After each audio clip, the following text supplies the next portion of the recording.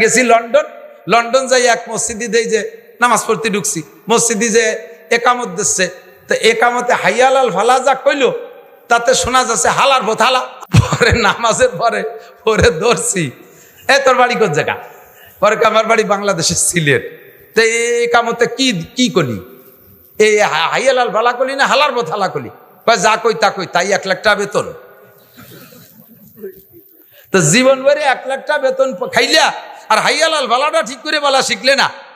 এর ভিতরে একামত বলতে মস্ক বললে 90% পাবলিক একামত ফেল করবেন। আমি একটা একামত মস্ক করাই, এই একামত মস্ক করানো ওয়াজ ঠুক কিসসা কাহিনী আর দুনিয়ার আজেবাজে দিয়া 1000 বছর ওয়াজ করলে যে নেকি হবে, এই একামত মস্কের ভিতরে আপনি তার চেয়ে বেশি নেকি নিয়ে বাড়ি যাবেন ইনশাআল্লাহ। আজান দেয় 12-14টা মসজিদের আজান মাইকি শোনা যায়, 14 মসজিদের আজান 14 রকম। আরে আজান কি 14 রকম না এক রকম? এক এক মসজিদে এক এক রকম আজান। কেন? আজানের মস্ক নাই। একামত দেবেন, এদিক তাকান। আজানে পড়তাম দুই শব্দ একসাথে, আল্লাহু আকবার, আল্লাহু আকবার। বার করে টানলে আজান গলত, ওই আজান আবার দিতে হবে, আল্লাহু আকবার, আল্লাহু আকবার। আপনার ঈমান নষ্ট হয়ে গেছে। কি বলছেন আপনি জানেন? আল্লাহু আকবার মানে আল্লাহ সবচেয়ে বড়। যদি কেউ টান দেন তখন জিজ্ঞাসা হয়ে গেছে। আপনি তখন কেমন কাহারো কাছে জিজ্ঞাসা করতেছেন আল্লাহ কি বড়? আমার তো তা মনে হয় না। এ আল্লাহ বড় না ছোট? আল্লাহ যে বড় এইটা কি কাহারো কাছে জিজ্ঞাসা করবেন না স্বীকার করবেন? বলেন, জিজ্ঞাসা করবেন না স্বীকার করবেন? কিন্তু আপনি যে আজান আর ইকামত দিয়েছেন আরে টান দিয়ে এটা আপনি জিজ্ঞাসা করে ফেলেছেন, হামজা ইস্তেফাম, আল্লাহু আকবার। এরপরে আবার আপনি বলেন আল্লাহু আকবার, আল্লাহু আকবার। আর এক মাইর কইছেন আল্লাহু আকবার। কি কইছেন জানেন? আল্লাহ বড় বেয়াদব, আল্লাহ বড় উশৃঙ্খল। আকবার মানে সবচেয়ে বড়, আকবার হলো শয়তানের সিফাত, শয়তানের গুণ হলো আকবার। আকবার মানে উশৃঙ্খল, আকবার মানে বেয়াদব, আকবার মানে উশৃঙ্খল। আল্লাহ কি বেয়াদব উশৃঙ্খল? কিন্তু আপনি বলছেন আল্লাহু আকবার, তার মানে আল্লাহ উশৃঙ্খল। তাহলে আপনার নামাজ কি হয়েছে? ইন্না সলাতা তানহা আলী, এই পিন পড়ে যাচ্ছে, এগুলো সব পিন পড়ে যাচ্ছে, বাল্ব খুলে যাচ্ছে, লাঙ্গলির ইস্তে খুলে গেছে। এর কারণে আপনার নামাজে আপনারা বিড়ির থেকে ফিরেতে পারে না, আপনার নামাজে আপনারা বেপরদার থেকে ফিরেতে পারে না, আপনার নামাজে আপনারা সুদিয়া কারবারতে ফিরেতে পারে না, আপনার নামাজ আপনারা গুসখা থেকে ফিরেতে পারে না, আলটালে থেকে ফিরেতে পারে না, জারি যাত্রা করসা গাজীর গান থেকে ফিরেতে পারে না, আপনার নামাজে আপনার ঠাউর বাড়ি মেলায় যা থেকে ফিরেতে পারে না, মদ গাজা ইয়াবা ফেন্সিডিল হিরোইন থেকে ফিরেতে পারে না, পরের জমি জাল দলিল করা থেকে ফিরেতে পারে না, জিনা ব্যভিচার থেকে ফিরাইতে পারে না, দুধে পানি দিয়া থেকে ফিরাইতে পারে না, মিথ্যে কথা থেকে ফিরাইতে পারে না। নামাজের দায়িত্ব ছিল এই সমস্ত আকাম থেকে ফিরানো, কিন্তু আপনি নামাজ দ্বারাই শুদ্ধ করতে পারেন নাই, এর কারণে আপনার কোনো আকাম থেকে ফিরেতে পারতেছে না। কষ্ট হচ্ছে? অপ্রয়োজনীয় কিছু বলতেছি? সমস্যাগুলো আছে না নাই কথা বলেন। এরপরে এদিক তাকান, এবার একটু আজান একামতটা মস্ক করাই দে, এদিক আজান দেবে মুয়াজ্জিন। অনেকে আজান দেওয়ার জন্য পাগল, বুড়ো জীবন ভরে আজান দিয়েছে ভুল আজান। এ ফাঁকে যদি বুড়ো রাস্তায় দেরি দেহে কেউ শুদ্ধ আজান একটা দিয়ে ফেলে, বুড়ো গদগদ করে মসজিদে নামাজ না পড়ে আইটি চলে যায়, নামাজ পড়বো না, আমার আজান আর এক ধরে দিয়ে দিছে। তোমার আজান দিতে এত লোভ, তুমি যে ছাতা আজান দাও ওতে তো আজান হয় না। কয় যে হযরত বিলালের ভুল আজান, এটা আমরা শুনছি। আরে ভুল আজানের অনুমতি আছে, আপনি ভুল আজানের অনুমতি আছে কখন জানেন? আপনার বিলাল রাদিয়াল্লাহু আনহু আশহাদু আল্লাহ কইতে পারতো না, আশহাদু কইতো। তার কারণ হলো উমাইয়ার বাড়ির গোলাম ছিল। হযরত বিলাল মুসলমান হওয়ার কারণে, কলেমা পড়ার কারণে উমাইয়া লোহা পুড়াইয়া হযরত বিলালের জিহ্বায় সেকা দিয়েছিল। সেই সময় জিহ্বাটা পুড়ে খাটো হয়ে গেছে, তাই সে আশহাদু শিন কইতে পারতো না, আশহাদু কইতো। আপনার জিহ্বে পুড়াইছে কোন উমাইয়া? এরপরে বিলাল 23 বছর নবী পাকের পিছনে পিছনে ঘুরে মস্ক করছে, তারপরও পারে নাই। আপনি কয়দিন মস্ক করছেন? আপনারে মস্ক করতে যদি মসজিদি তবলিগ আইছে, যদি বলি যে কাকা মসজিদি যেন মস্ক আছে, কয় যে না আমার হলো মাজায় ব্যথা, বসে থাকতে পারি না, চার দোকানে ঘন্টার পর ঘন্টা বসে থাকবে, মসজিদি যাইতে পারে না, তবলিগে যে মস্ক করতে পারে না, হুজুরি কাছে মস্ক করতে পারে না। আপনাকে বিনা মস্কে এই যে ভুল আজান দিয়ে যাচ্ছেন, এই আজানের বিনিময়ে আপনি কিচ্ছু পাবেন না কিয়ামতের ময়দানে। একামতটা শুদ্ধ করে দেন। একামতের 4 শব্দ এক নিঃশেষে, প্রথম 4 শব্দ এক নিঃশেষে। আমি বলবো, আপনারা একটু বলবেন আল্লাহু আকবার, আল্লাহু আকবার, আল্লাহু আকবার, আল্লাহু আকবার। একটু দেন না। চার শব্দ এক নিঃশেষে। এরপরে প্রত্যেক দুই শব্দ এক এক নিঃশেষে। আশহাদু আল্লা ইলাহা ইল্লাল্লাহ, আশহাদু আল্লা ইলাহা ইল্লাল্লাহ, আশহাদু আল্লা ইলাহা ইল্লাল্লাহ, আশহাদু আল্লা ইলাহা ইল্লাল্লাহ, আশহাদু আন্না মুহাম্মাদার রাসূলুল্লাহ, আশহাদু আন্না মুহাম্মাদার রাসূলুল্লাহ, আশহাদু আন্না মুহাম্মাদুর রাসূলুল্লাহ, আশহাদু আন্না মুহাম্মাদুর রাসূলুল্লাহ। হাইয়া আলাস সালাহ, হাইয়া আলাস সালাহ। হাইয়া আলাস সালাহ, হাইয়া আলাস অনেকে কয় হাইয়া আলাস সালাতে, হাইয়া আলাস সালাহ, এতে হবে না। হাইয়া আলাস সালাহ, হাইয়া আলাস সালাহ। সালাহ, হাইয়া আলাস সালাহ। অনেকে কয় হাইয়া আলাল ফালাহ, হাইয়া আলাল ফালাহ, মাঝে একবার হাই কই একটা গাই দেয়, এ গাই হবে না। হাইয়া আলাল ফালাহ, হাইয়া আলাল ফালাহ। কদ কামাতিস সালাতু, কদ কামাতিস সালাহ, তাই নাকি? কদ কামাতিস সালাহ, কদ কামাতিস সালাহ। ওই নেই, অনেকে কইছে কদ কামাতিস সালাহ, কইছে কদ, কন না কদ। আরে বিয়ে ওয়াজের একটু মস্ক হয়ে যাক, জীবন ভরে ওয়াজ চলছে না, আজকে একটু সহি হয়ে যাক। কদ কামাতিস সালাহ, কদ কামাতিস সালাহ, কদ কামাতিস সালাহ। শেষের তিন শব্দ এক নিঃশেষে। আল্লাহু আকবার, আল্লাহু আকবার, লা ইলাহা ইল্লাল্লাহ। সারা জীবন ওয়াজ শুনে আর ওয়াজ করে যাই নাকি আজকে একামতের মস্কে যদি তার চাইতে হাজার নাকি বেশি না পান, কিয়ামতে আমার কাছ থেকে বুঝে নেবেন। নবী পাক বলেন মাজলিসু ফিকিন খায়রুম মিন ইবাদাতি সিত্তিনা সানা। 60 বছর নফল নামাজ আর নফল রোজা রাখার চাইতে ও দোস্ত একটা মাসালা, এই মাসালা শিখার দাম আল্লাহর কাছে বেশি। এবার আমরা আমাদের কিরাত যেহেতু অশুদ্ধ, এদিক তাকান, ভালো করে মনে রাখেন, যাদের কিরাত অশুদ্ধ তাদের নামাজ হয় নাই, হয় নাই, হয় নাই। এই অশুদ্ধ কিরাত দিয়ে বাকি জীবন নামাজ পড়বেন, হবে না, হবে না, হবে না, পড়ছে না পড়লেই হয়। পাকা সিদ্ধান্ত নিয়ে ফেলাইছে একজন, নামাজই পড়বো না, কিচ্ছু আসে যায় না, তাই বলে আমি ছাড় দিতে পারবো না। আজ আবারেন ভরিয়েন, আমার পাশার সামলা থাকবে না। আমি আমার জায়গায় টাইট।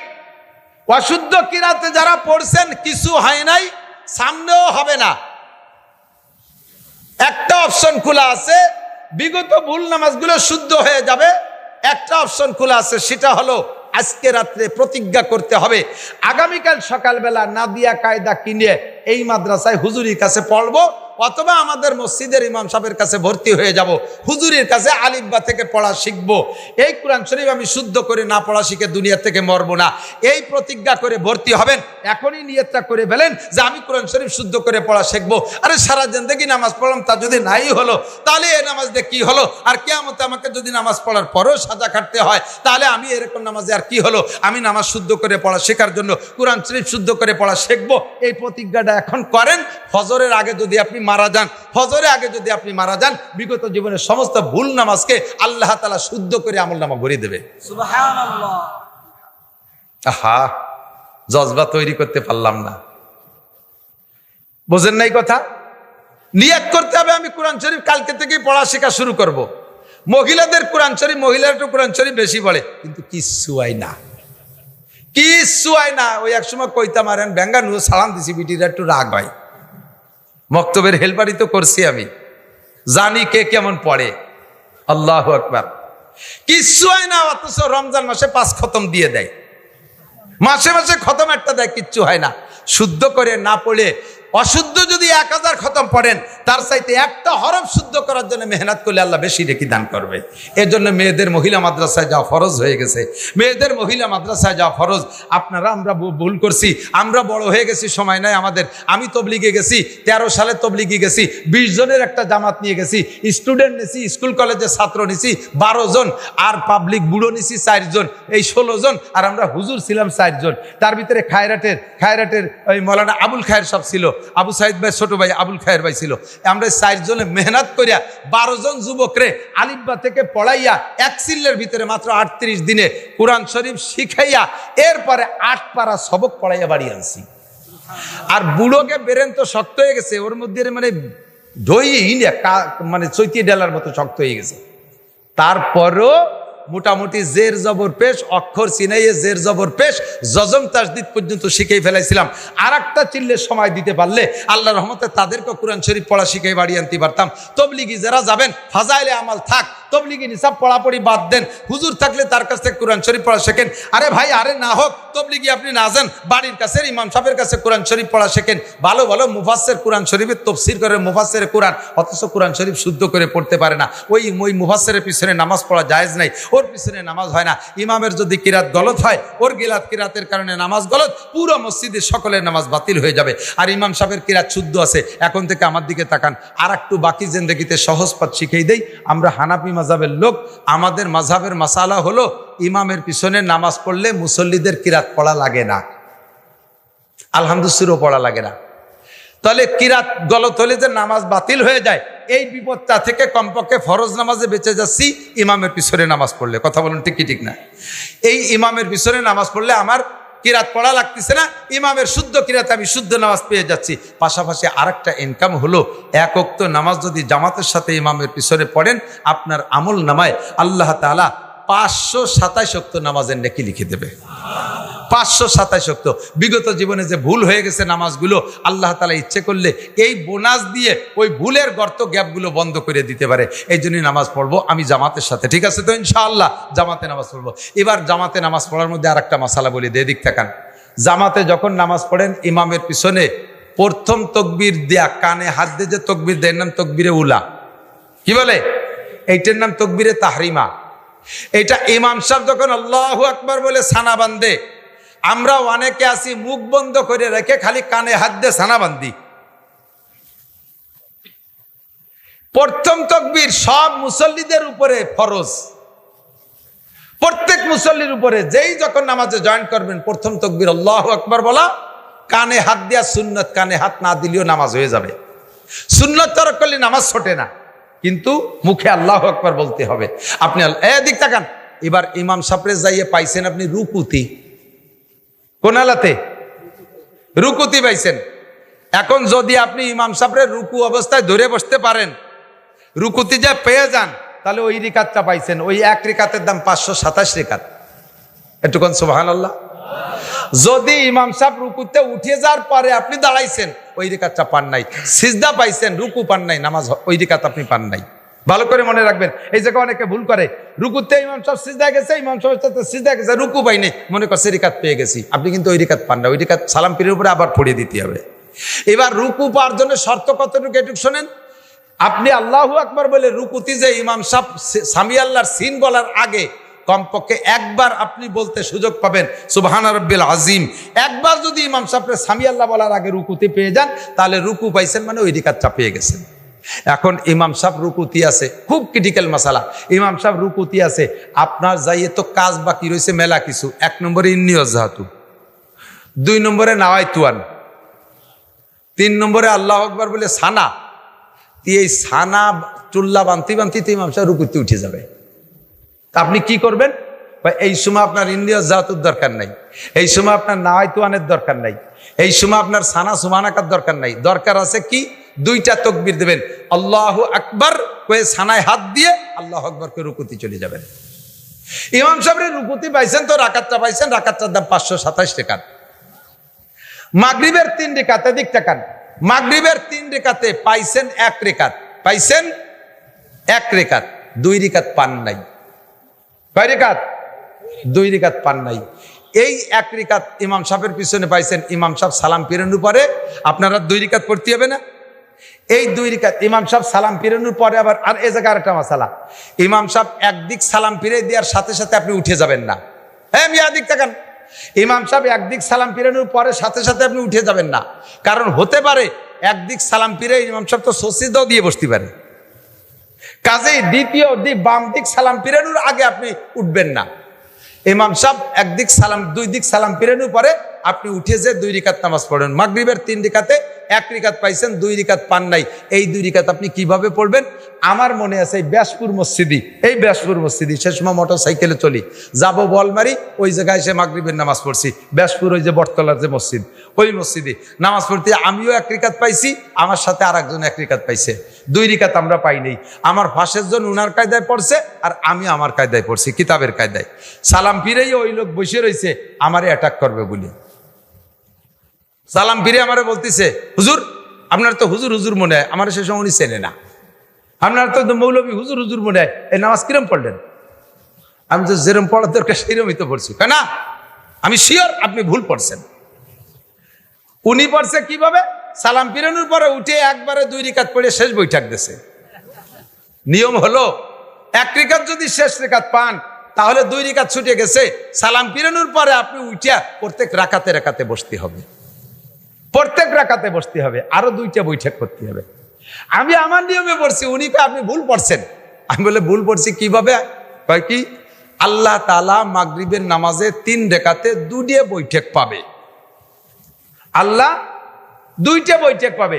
তা 1 বৈঠক তো ইমাম সাহেবের সাথে দিছি, আর 2 রিকাত বাকি আছে। 2 রিকাত পড়িয়ে শেষবারে আর 1 বৈঠক দিলে 2 বৈঠক হয়ে গেল। আমি বলে এটাকে আপনি কিতাবে পাইছেন কোন জায়গায়?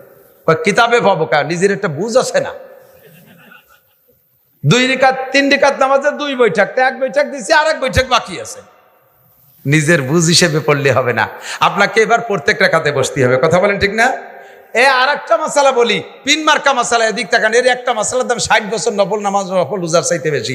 সেটা হলো জোহরের নামাজ 4 রেখাত, ইমামের পিছনে পাইছেন 1 রেখাত। কয় রেখাত বাদ আছে? 3 রেখাত। ইমামের পিছনে পাইছেন কি প্রথম রেখাত না শেষ রেখাত? শেষ রেখাত না। তাহলে প্রথম যে 3 রেখাত ছড়ছে, এই 3 রেখাত কি রেখাত ছড়ছে?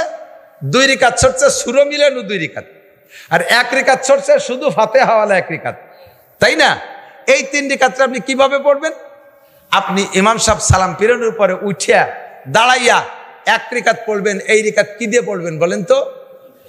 সূরা মিলাইয়া পড়বেন। মনে যদি আপনি নিজে বুদ্ধি খাটান যে শুধু আলহামদুলিল্লাহ সূরা আলা 2 রেখাত এক পাশে নিয়ে যাই, এই যুক্তিতে হবে না।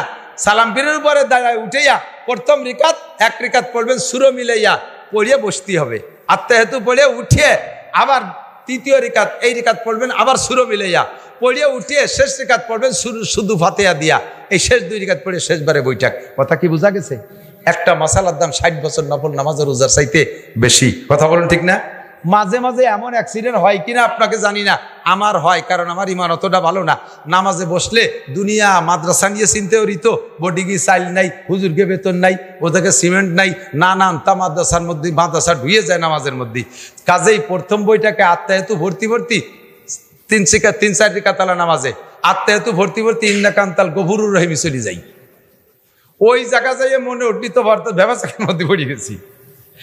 এখন যেই নামাজ 3 রিকাত বা 4 রিকাতওয়ালা নামাজ, মামুনরা লক্ষ্য করবেন মাঝে খানিক পুরুষকে মশালা গেছে। এবার এই মশালা সবাই রিপ্যাস পড়ে।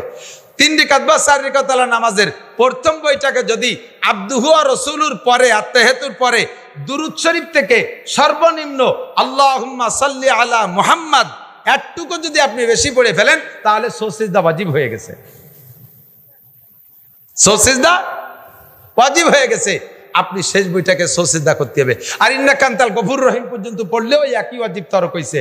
অর্থাৎ দুরূদ শরীফ থেকে 8 টুক বা তার চেয়ে বেশি যদি আপনি পড়ে ফেলেন সুজদা ওয়াজিব হয়ে গেছে।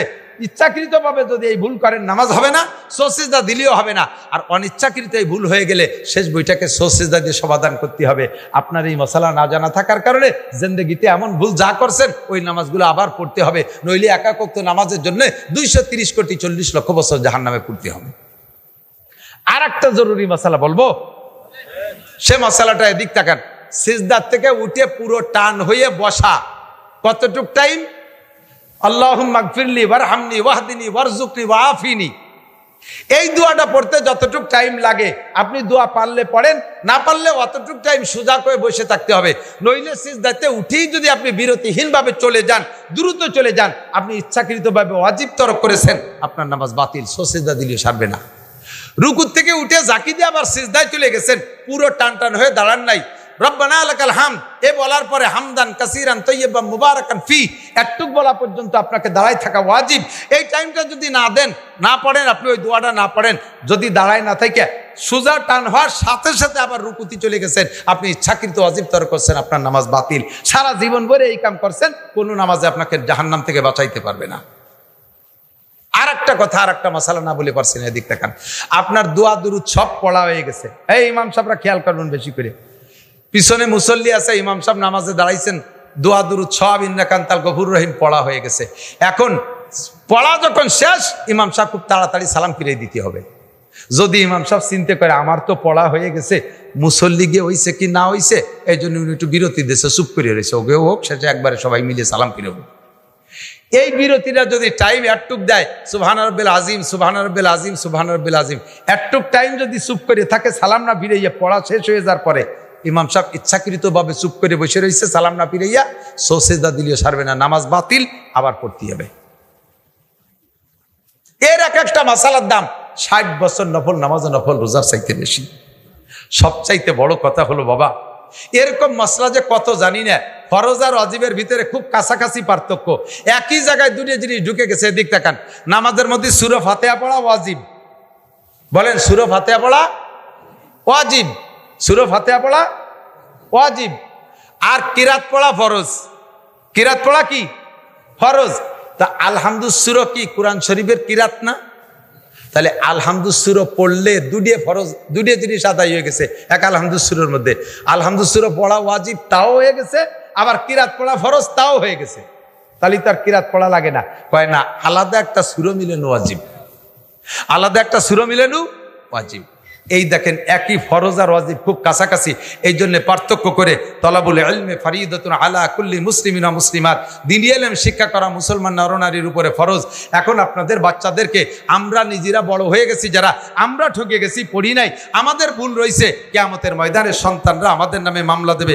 রব্বানা ইন্না আতানা সাদাতানা ওয়া কুবারানা ফাআদাল্লুনা সাবিল রব্বানা আতিহিম দিফাইনা মিনাল আযাবি ওয়া লা'নহুম লানান কাবীরা। ও আল্লাহ, আমার আব্বা আমারে কেজি স্কুলে পাঠাইছে গেছি, আমার আব্বা কিন্ডারগার্টেনে পাঠাইছে গেছি, আমার আব্বা ইংলিশ মিডিয়ামে পড়াইছে পড়ছি, আমার আব্বা বিএমএ বিসিএস পাস করাইছে করেছি, আমার আব্বা আমারে মাদ্রাসায় দেয় নাই, আমার আব্বা আমারে কোরআন পড়াই নাই, আমার আব্বা আমারে নামাজ শেখাই নাই, আমার সব ভুলের গোড়া আমার আব্বা মা, আমার আব্বা মা আমাকে ধ্বংস করেছে। আতিহিম দিফাইনা মিনাল আযাবি ওয়া লা'নহুম লানান কাবীরা। আমার আব্বা মাকে আগে জবর শাস্তি দাও, তারপরে আমি শাস্তি পুরো ভোগ করব। আল্লাহ তুমি তাদেরকে আমার সামনে এনে দাও, পায়ের নিচে ফেলাইয়া পাড়াবো। তারা আমাকে কেন ক্ষতি করেছে? বাবা, ডাক্তার ইঞ্জিনিয়ার বানানো দোষ না, আইএবিএমএ বিসিএস পাস করানো কোনো দোষ না, বিলকুল পড়াবেন কোনো দোষ না, কিন্তু সন্তানকে আগে নামাজ শিক্ষা দেন, আগে কোরআন শিক্ষা দেন, আগে ধর্ম শিক্ষা শিক্ষিত করেন। আল্লাহ পাক রব্বুল আলামিন কিয়ামতের ময়দানে ওই সন্তানের সুপারিশে আপনাকে জান্নাত নসিব করবে। ছোট্ট মাদ্রাসা করছে মৌলানারা, কামরুল নাকি নাম, মাওলানা কামরুল হাসান, এই শুরু করছে মাদ্রাসা। জায়গাটা বড় ভালো লাগছে, পছন্দ হয়েছে। আপনারা স্থানীয়রা সহযোগিতা করবেন, বলবেন আশেপাশে অনেক মাদ্রাসা, এত মাদ্রাসার দরকার নাই। আরে ভাই, আশেপাশে কত স্কুল আছে, আবার কেজি স্কুল খুলছেন কে, আবার কিন্ডারগার্টেন করছেন কে, কত সরকারি স্কুল আছে, তার ভিতরে ব্যারাক স্কুলের কি দরকার, ওই গ্রামে স্কুল আছে, এই গ্রামে স্কুলের কি দরকার? এত স্কুল যে পরিমাণ হয়েছে, ওই পরিমাণ এখনো মাদ্রাসা হয় নাই। আমি চ্যালেঞ্জ করে বলতে পারি, আদর্শ শিক্ষা যদি পাইতে হয় তাহলে মাদ্রাসা মধ্যেই আছে। কথা বলুন ঠিক ঠিক না? মাদ্রাসার ছেলেরা ইয়াবা খায় না, গাঁজা খায় না, ফেনচিনিল খায় না, হিরোইন খায় না, বেয়াদবি করে না, উস্তাদের মাথায় বাড়ি মারে না, উস্তাদের পদত্যাগ চায় না, উস্তাদের সাথে কোনো বেয়াদবি করে না, তারা অপহরণ করে না, ধর্ষণ করে না, চুরি করে না, ডাকাতি করে না, যত প্রকার অনৈতিক কাজ এর একটাও মাদ্রাসার ছেলেরা করে না। আপনার সন্তানকে আগে কোরআন শিক্ষা দেন, পরে জেনারেল পড়ান, ইনশাআল্লাহ তারা খারাপ হবে না। আল্লাহ তাআলা আমাদের তৌফিক দান করে। রাজনীতি ওয়াজ করি না, শেষ ফিনিশিং রাজনীতি ওয়াজ অল্প টুক করে যাই। আমাদের বর্তমানে বাংলাদেশে সরকার নাই, নির্বাচিত সরকার নাই, অন্তর্বর্তীকালীন সরকার মানে শেখ হাসিনা ছাড়িয়ে দিয়ে চলে গেছে, কি করবো, দায় ঠাই একজনের গাড়ি উঠে দিছি, এর নাম সরকার না। নির্বাচিত সরকার ছাড়া সরকার না। দোয়া করব এই নিউট্রাল টাইম, ফ্রি টাইম, এখন কেউ নাই, মাঠ খালি, এই খালি মাঠে আপনি আখ লাগাইলেও লাগাইতে পারেন, আপনি বাবরা গাছ লাগাইলেও লাগাইতে পারেন, আঙ্গুর গাছ লাগাইলেও লাগাতে পারেন। এই ফ্রি মাঠটা, খালি মাঠে আর আমরা কাটাওয়ালা বাবরা গাছ দেখতে চাই না। কথা বলেন ঠিক কি ঠিক না? আমলিগ বলেন আর বিএনপি বলেন, কেউরে তো আপনারা দেখতে কম দেখেন নাই। কোন চাষিবা কম সালুন খার জম, আমাকে এদিক কয় না একটা প্রবাদ, কোন চাষিবা কম সালুন খার জম। সব চাষিরে দেখছি, আমাকে আদ্যে দরকার নাই। এবার একটু দোয়া করেন যাতে আল্লাহ তাআলা কুরআন এবং হাদিস অনুযায়ী দেশ চালানো, কুরআন সুন্নাহর ইসলামী স্টেট বাংলাদেশকে বানায় দিক। বলেন আমিন। এতে কি একমত আছেন? আপনারা আছেন? কারা কারা একটু দেখবেন, হাত দেখাবেন। আমি এর ভিতরে আমলিগির লোকও আছে, বিএনপির লোক আছে, আমি সব বাদ দিছি। আমার বাড়ি গোপালগঞ্জ, গায়ে নৌকোর গন্ধ সারা বাংলাদেশ থেকে সবাই পায়। কিন্তু নৌকো ভৌকো আর দানের শেষ মানে শেষ কোনোটার আর দাবদারি না। এখন যেহেতু ফ্রি মাঠ পাইছি, এবার আল্লাহর কোরআনকে বাংলার জমিনে প্রতিষ্ঠিত করতে হবে। ঠিক আছে না ইনশাআল্লাহ? ঐতিহ্যবাহী বালিয়াডাঙ্গা কাকদি কাঠাম দরবস্তা মদিনাতুল উলুম ক্যাডেট মাদ্রাসার উদ্যোগে আয়োজিত দ্বিতীয় বার্ষিক হজ মাহফিল। অধ্যকার মাহফিলের সম্মানিত সভাপতি মাদ্রাসার মোহতামিম সাহেব হুজুর, আসাতেজায়ে কেরাম, আজকের মাহফিলের দাওয়াতি উলামায়ে কেরাম, আজিজাম তোলাবা, বিভিন্ন মসজিদ থেকে এসেছেন আয়েম্মায়ে মাসাজিদ, প্রাণপ্রিয় দেশবাসী, পর্দার আড়ালে বসে থাকা মা ও বোনেরা, অত্যন্ত দামি মাসের দামি রাত। মাসের নাম আরবিতে রবিউল আউয়াল, জানা আছে আপনাদের? আর রাত জুমার রাত। মাসটা দামি। এ মাসে আমাদের নবী দুনিয়ায় এসেছিলেন। আমরা খুশি না বেজার?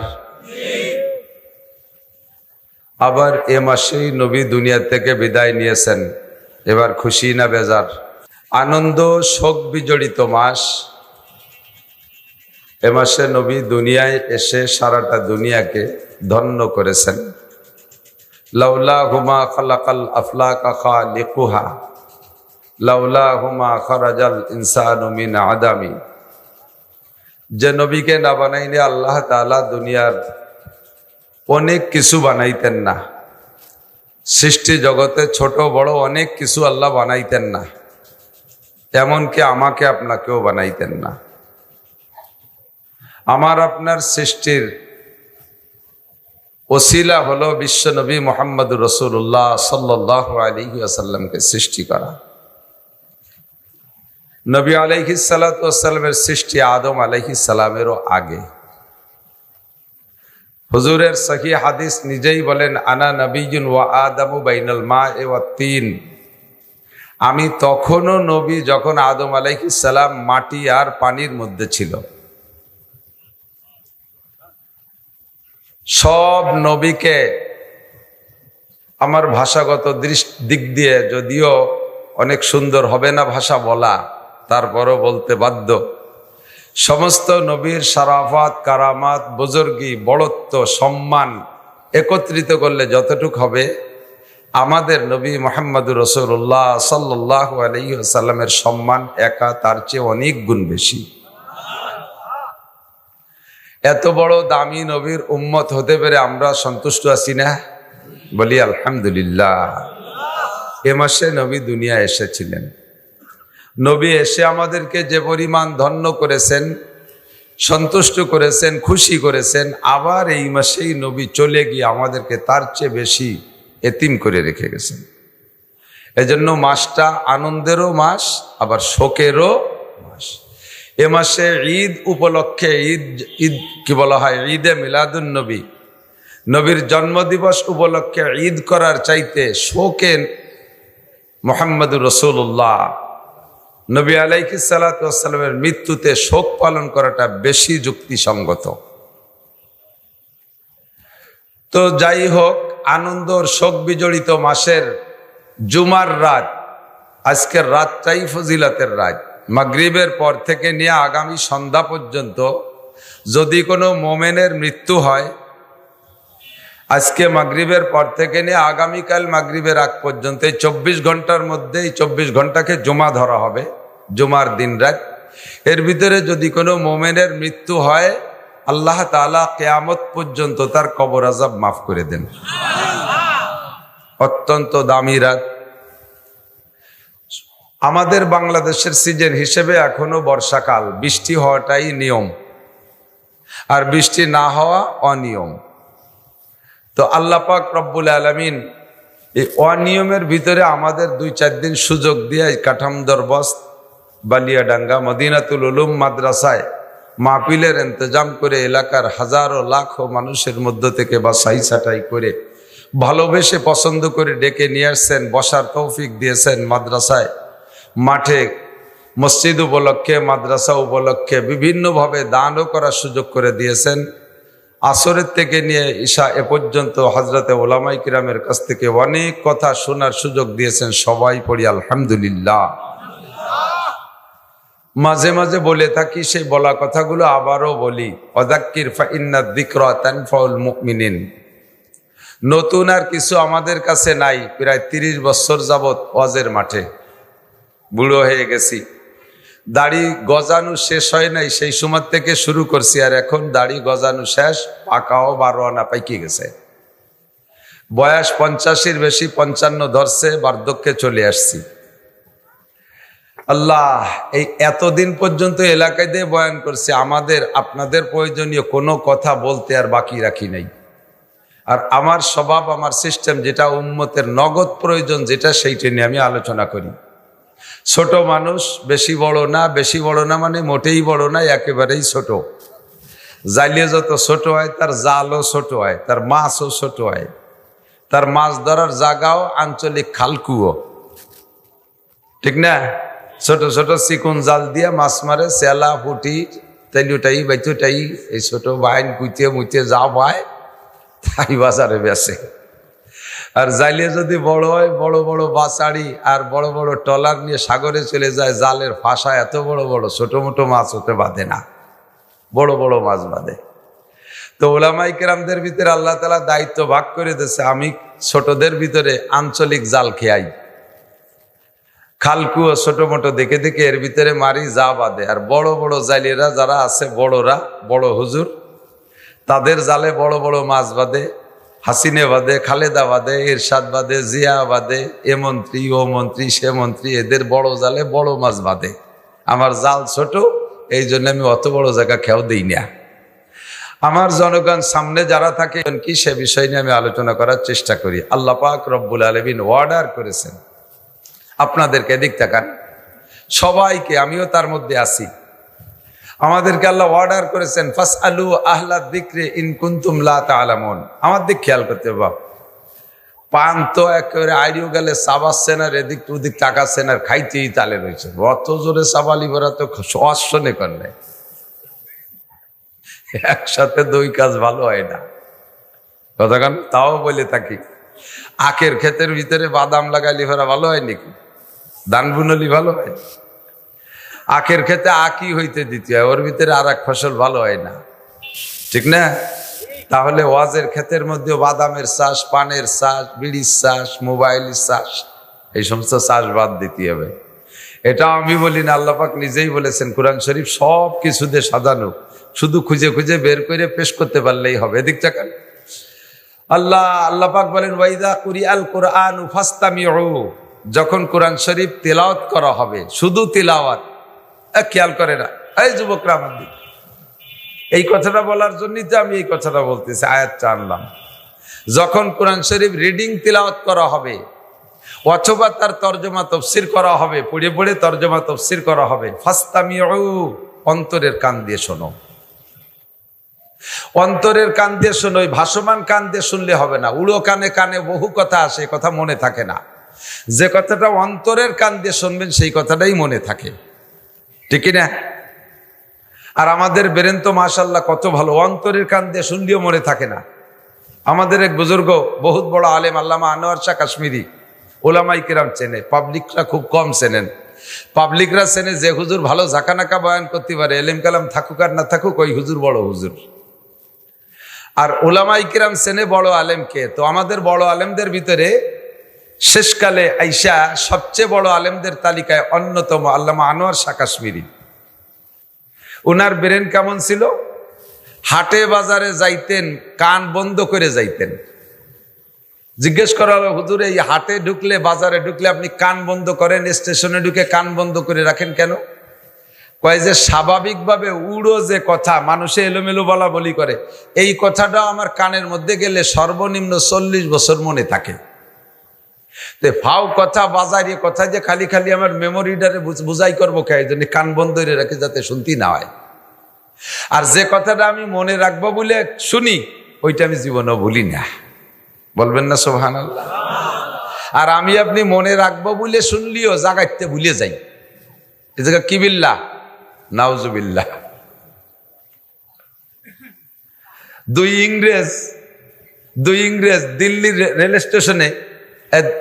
রেল স্টেশনে দুই ইংরেজ বৈশা তুমুল ঝগড়া।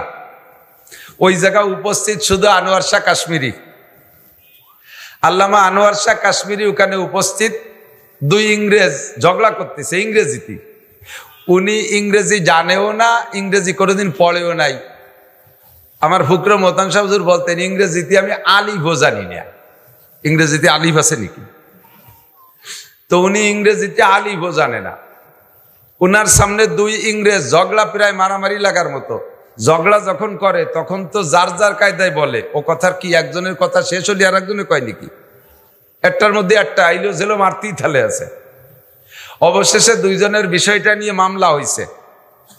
মামলা হইলে কোর্টে তো সাক্ষী চায়। তো বললো যে আপনাদের সাক্ষী আছে? তখন কয় এক মৌলবী সাহেব ছিল, তাই ছাড়া আর কেউ ছিল না। কয় সেই মৌলবী সাহেবরে আনলে উনি যদি বলতে পারে, উনি যা বলবে উনার কথা অনুযায়ী বিচার হবে। পরে অনেক খোঁজাখুঁজি করে ওই দুইজন পাইছে সেই মৌলবী সাহেব আনোয়ার শাহ কাশ্মীরিকে। তা আনোয়ার শাহ কাশ্মীরিকে নিয়ে কোর্টে নেওয়ার পরে জজ সাহেব বলছে যে আপনি কি এই দুজনে ঝগড়ার সময় ছিলেন? বলে জি ছিলাম। তো দুইজনে কি বলা বলি করছে বলতে পারবেন? কয় যে দুইজনে বলছে ইংরেজি, হয়তো আমি ইংরেজিতে আমি বুঝি না। তবে দুইজনে ঘন্টাখানিক ঝগড়া করছে। ওই ঝগড়ার ভিতরে যা বলা বলি করছে, যে ইংরেজি ঠুক হুবহু দুইজনেরটা আমি শুনেই দিতে পারি কিনা কি কইছে। এই দুইজনের এলোপাতাড়ি ইংরেজি উনি শুনেই দিয়েছে, অথচ ইংরেজিতে একটা ওয়ার্ডের তর্জমা উনি জানে না। Computer tape record. তো যে কথাগুলো উনি অন্তর দিয়ে খেয়াল করে শোনেন, ওটা কোনোদিন ভোলে না। আর যেটা উড়ো শোনে, ওটা 40 বছর মনে থাকে। আমাদের ব্রেন লক্ষ্য করে শুনলেও মনে থাকে না। আর সেই জায়গা যদি বাদাম, চানাচুর, পান, সাবা সাবির মধ্যে শোনেন, তাহলে তো হবেই না। লম্বা সময় এখানে দেশেন, আরো ঘন্টাখানিক দেবেন। এই সময়টার হিসাব কিয়ামতে আল্লাহর কাছে দেওয়া লাগবে কি লাগবে না? আমারও হিসাব দেওয়া লাগবে যে তোমারে এত যত্ন করিয়া প্রধান বক্তা বানাইয়া, পোস্টারে কত পয়সা খরচ করে খাওয়াই দাওয়াইয়া, একেবারে আইডিয়া মতন মাথাইয়া নিয়ে তোমার স্টেজে বসাইছে, তুমি বিটাকে কি দেছো? আমাকেও জিজ্ঞাসা করা হবে। আমি যদি আলাং ফালাং ফাও কথা কইয়া সময় নষ্ট করে চলে যাই, তাহলে আজকে যেমন সম্মানের সাথে উঁচু জায়গা বসাইছে, আপনারা নিচে আসেন দেখতেছেন, কিয়ামতের ময়দানে আমারও এরকম একটা উঁচু জায়গায় বসাইয়া আমার পাশার চামড়া ছিলিয়ে ফেলাই দেবে বাড়াইয়া। কাজেই আমারও হিসেব নিকাশ করে সময়টা কাটাইতে হবে। আবার আমি মায়ের খেলাম বলে আপনি খুশিতে খানিক হাসিয়ে দিলেন, আপনারও ভাষার চামড়া থাকবে না। ঘন্টা খানিক বসে কি নিয়ে গেছো? এই জন্য প্রত্যেকের ভাষায় ভালো করে তেল মাখায় যাবেন, যাতে বাড়ি স্লিপ করে। একটু বুঝে শুনে সামনে আগাতে হবে। তো আল্লাহ পাক কি বললেন? ফাস্তামিউ, অন্তরের কান দিয়ে শোনো। আপনারা কি অন্তরের কান দিয়ে শুনতে রেডি? কথা বলেন রেডি? তাহলে সেম খেজুর গাছ আর ঠিলিয়া এরকম থাকতে হবে। খেজুর গাছ কাটিয়ে ঠিলে পাতে না, নালির থেকে যদি আধখানিক জুলইয়ে ঠিলে পাতে, তালি লুজ করিয়া রস কি ঠিক মতো পড়বে? ডিল করে বাতলে বাতাসে দুল খাবে, তারপরে বাদুর, সাইমসিয়া, শালিক, কাকশালিকি ঠেলা ধাক্কা দেবে। রস ঠিক মতো পড়ে যাচ্ছে, কিন্তু আপনার ঠিলে পাতার অপরাধের কারণে রস ভিতরে কম গেছে, বাইরে বুড়িয়ে গেছে বেশি। বক্তা খেজুর গাছ মুখ একটা নালি, শ্রোতারা ঠিলে কলস, টাইট করে পাতা থাকতে হবে, একেবারে মুখ টু মুখ, চোখ টু চোখ। তাহলে আমার মুখ থেকে যা বের হবে আপনার ঠিলের মধ্যে যাবে। এক গিলাস চুমুক দিয়েও খাতে পারবেন, জাউরান দিয়ে খাতে পারবেন, জালালি গুড় হবে, ইত্যাদি ইত্যাদি হবে। আর যদি ডিলে করে বাতেন, ঠেলা ধাক্কার অভাব নাই। শয়তান কাকশালি ঘুরতে তালে রয়েছে, বিভিন্ন কিছু মনের মধ্যে আনিয়ে দেবে, কথা ঢুকবে না। এই 1-1.5 ঘন্টা বসা বৃথা যাবে, আপনি কিচ্ছু নিয়ে যেতে পারবেন না। আমি কিস্সা কাহিনী অনেক জানি আলহামদুলিল্লাহ। কোরআন হাদিসে বহুত কসাস, আল্লাহ পাক নিজেই কোনো কোনো কিস্সা আলোচনা করে বলেন আহসানাল কসাস। ইউসুফ আলাইহিস সালামের গল্পটা বলতে যে আল্লাহ বলেন অনেক কিস্সা বলেছি, তবে কোরআন শরীফের ভিতরে সবচেয়ে মজাদার কিস্সা হলো ইউসুফ আলাইহিস সালামের কিস্সা। নামটা বলার সাথে সাথে সকলের ভিতরে শখ আসছে যে হুজুর তাহলে আজকে ইউসুফ আলাইহিস সালামের কিস্সাটাই কোক। ইউসুফ আলাইহিস সালামের কিস্সার মধ্যে উপদেশ আছে, কিন্তু ওই উপদেশের প্রয়োজন যতটুক তার চাইতে আপনার জিন্দেগিতে আমি দেখতেছি অন্যান্য প্রয়োজন অনেক বেশি। এই প্রয়োজনগুলো আমি বলার ইচ্ছা করছি। যদি আল্লাহ তাআলা বলায় তাহলে তোর প্রত্যেক এক একটা প্রয়োজন আপনার জিন্দেগির সাথে সেট করবেন, আর আপনি দেখবেন যে সত্যি প্রয়োজন কি প্রয়োজন না। এই কথাগুলো শোনার জন্য আপনাকে 1 নম্বরে অন্তরের কান দিয়ে শুনতে হবে। আর অন্তরের কান দিয়ে শুনতে হলে কি লাগবে আল্লাহ তাও বলে দিয়েছে, ওয়া আনসিতু, এবং মুখ বন্ধ রাখো নয়। তর্জমা ওয়া আনসিতুর মানে এবং মুখ বন্ধ রাখো এটা নয়, অন্তরের কান দিয়ে শোনো। আরবিতে বলে ওয়াই হালিয়া, অর্থাৎ অবস্থান বর্ণনা করার ওয়াও, এমতো অবস্থায় যে তোমার মুখ বন্ধ রাখো। অন্তরের কান দিয়ে কথা শোনো এমতো অবস্থায় যে তোমার মুখ বন্ধ রাখো। কিসের থেকে? যতক্ষণ কথা হবে অতক্ষণ আপনি কথা বলবেন না। 2 নম্বরে মুখের আর কোনো কাজ করবেন না, খাবার দাবার সব বন্ধ, সাইলেন্ট। মুখটা এক করে বিলকুল কথার থেকে বন্ধ, খাবার থেকে বন্ধ, চাতকের মতো তাকায় থাকবেন। তাহলে কি বলেন? আল্লাহ পাক বলেন লাআল্লাকুম তুরহামুন, তাহলে অবশ্যই তোমার উপর রহমত নাজিল করা হবে, আর এই রহমতের দ্বারা তুমি নাজাত পেয়ে যাওয়া। আল্লাহ তাআলা আমাদের প্রথমে এই কথাটার পর আমল করা তৌফিক দান করুন, বলেন আমিন। কোরআনে কারীমের ভিতরে বিশেষ বিশেষ কিছু কথা আছে যে কথাগুলো ইম্পর্টেন্ট, আবার কিছু কথা আছে তার চেয়ে বিশেষ, যার নাম ভেরি ভেরি ইম্পর্টেন্ট, বেশি জরুরি। তো যে কথাটা যত বেশি জরুরি ওই কথাটা আল্লাহ পাক অত বেশিবার আলোচনা করছেন। খেয়াল করতেছেন সবাই?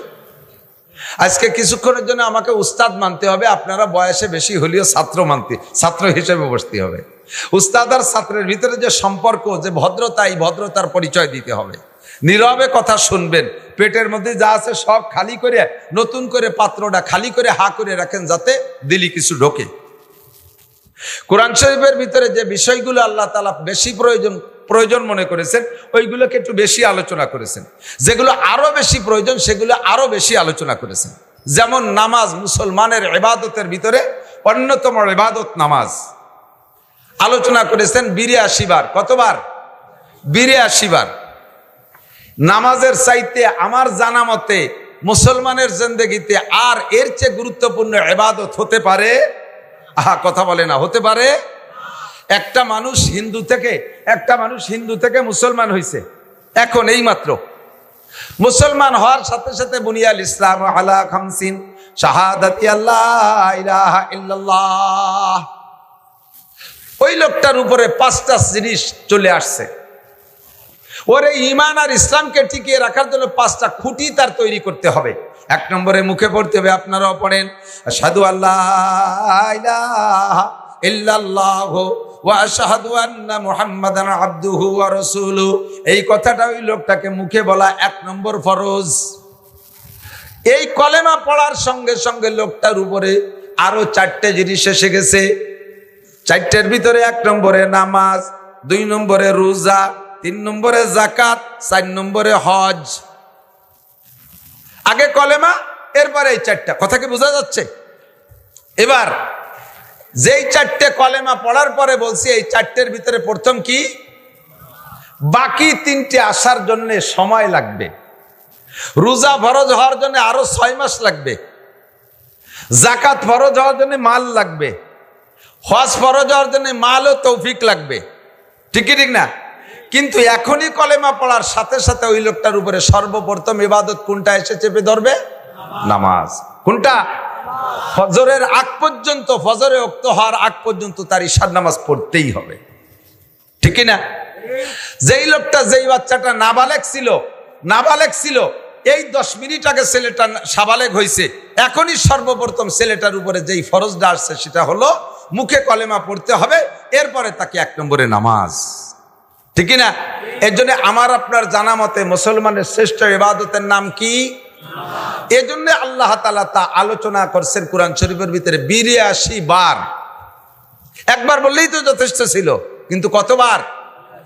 এর চাইতে গুরুত্বপূর্ণ আরো যদি কিছু থাকে সেটাও আমি বুঝবো কোরআনে কারিমের আলোচনার মাধ্যমে। কোরআন শরীফের ভিতরে কোরআন শরীফের ভিতরে এর চেয়েও বেশি আলোচিত হয়েছে আরেকটা জিনিস, এর চেয়ে বেশি আলোচিত হয়েছে আরেকটা জিনিস। সেইটা কি জানেন? সেটা হলো জিহাদ। বলেন কি?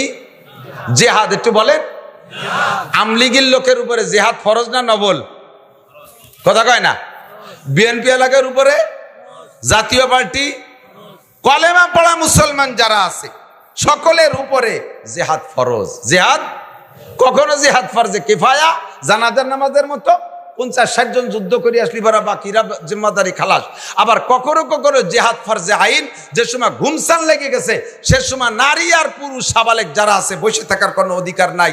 লাঠি সুটা দাও কাছে খুন্তা কুরেল যার কাছে যা আছে ফেনা বটি নিয়ে নেবে, ভর্তি হবে ফরজে আইন। এইটার আলোচনা কোরআন শরীফের ভিতরে হয়েছে কতবার জানেন? 682 বার। তা নামাজ সর্বশ্রেষ্ঠ ইবাদত বলে ওটার আলোচনা পাইছি 82 বার। এর চাইতে আরো 600 বার বেশি আলোচনা হয়েছে কোরআন শরীফের ভিতরে জিহাদের আলোচনা। তাহলে বোঝা যায় নামাজের চাইতে জিহাদ গুরুত্ব। আমি একটু প্রমাণ করে বুঝাই দিয়ে আবার আলোচনার দিক চলে যাব। এ জায়গা আমার আলোচনা না, এদিকে আসেন। রোজায় অনেক কষ্ট। রোজা রাখলে কষ্ট হয় না আপনাদের?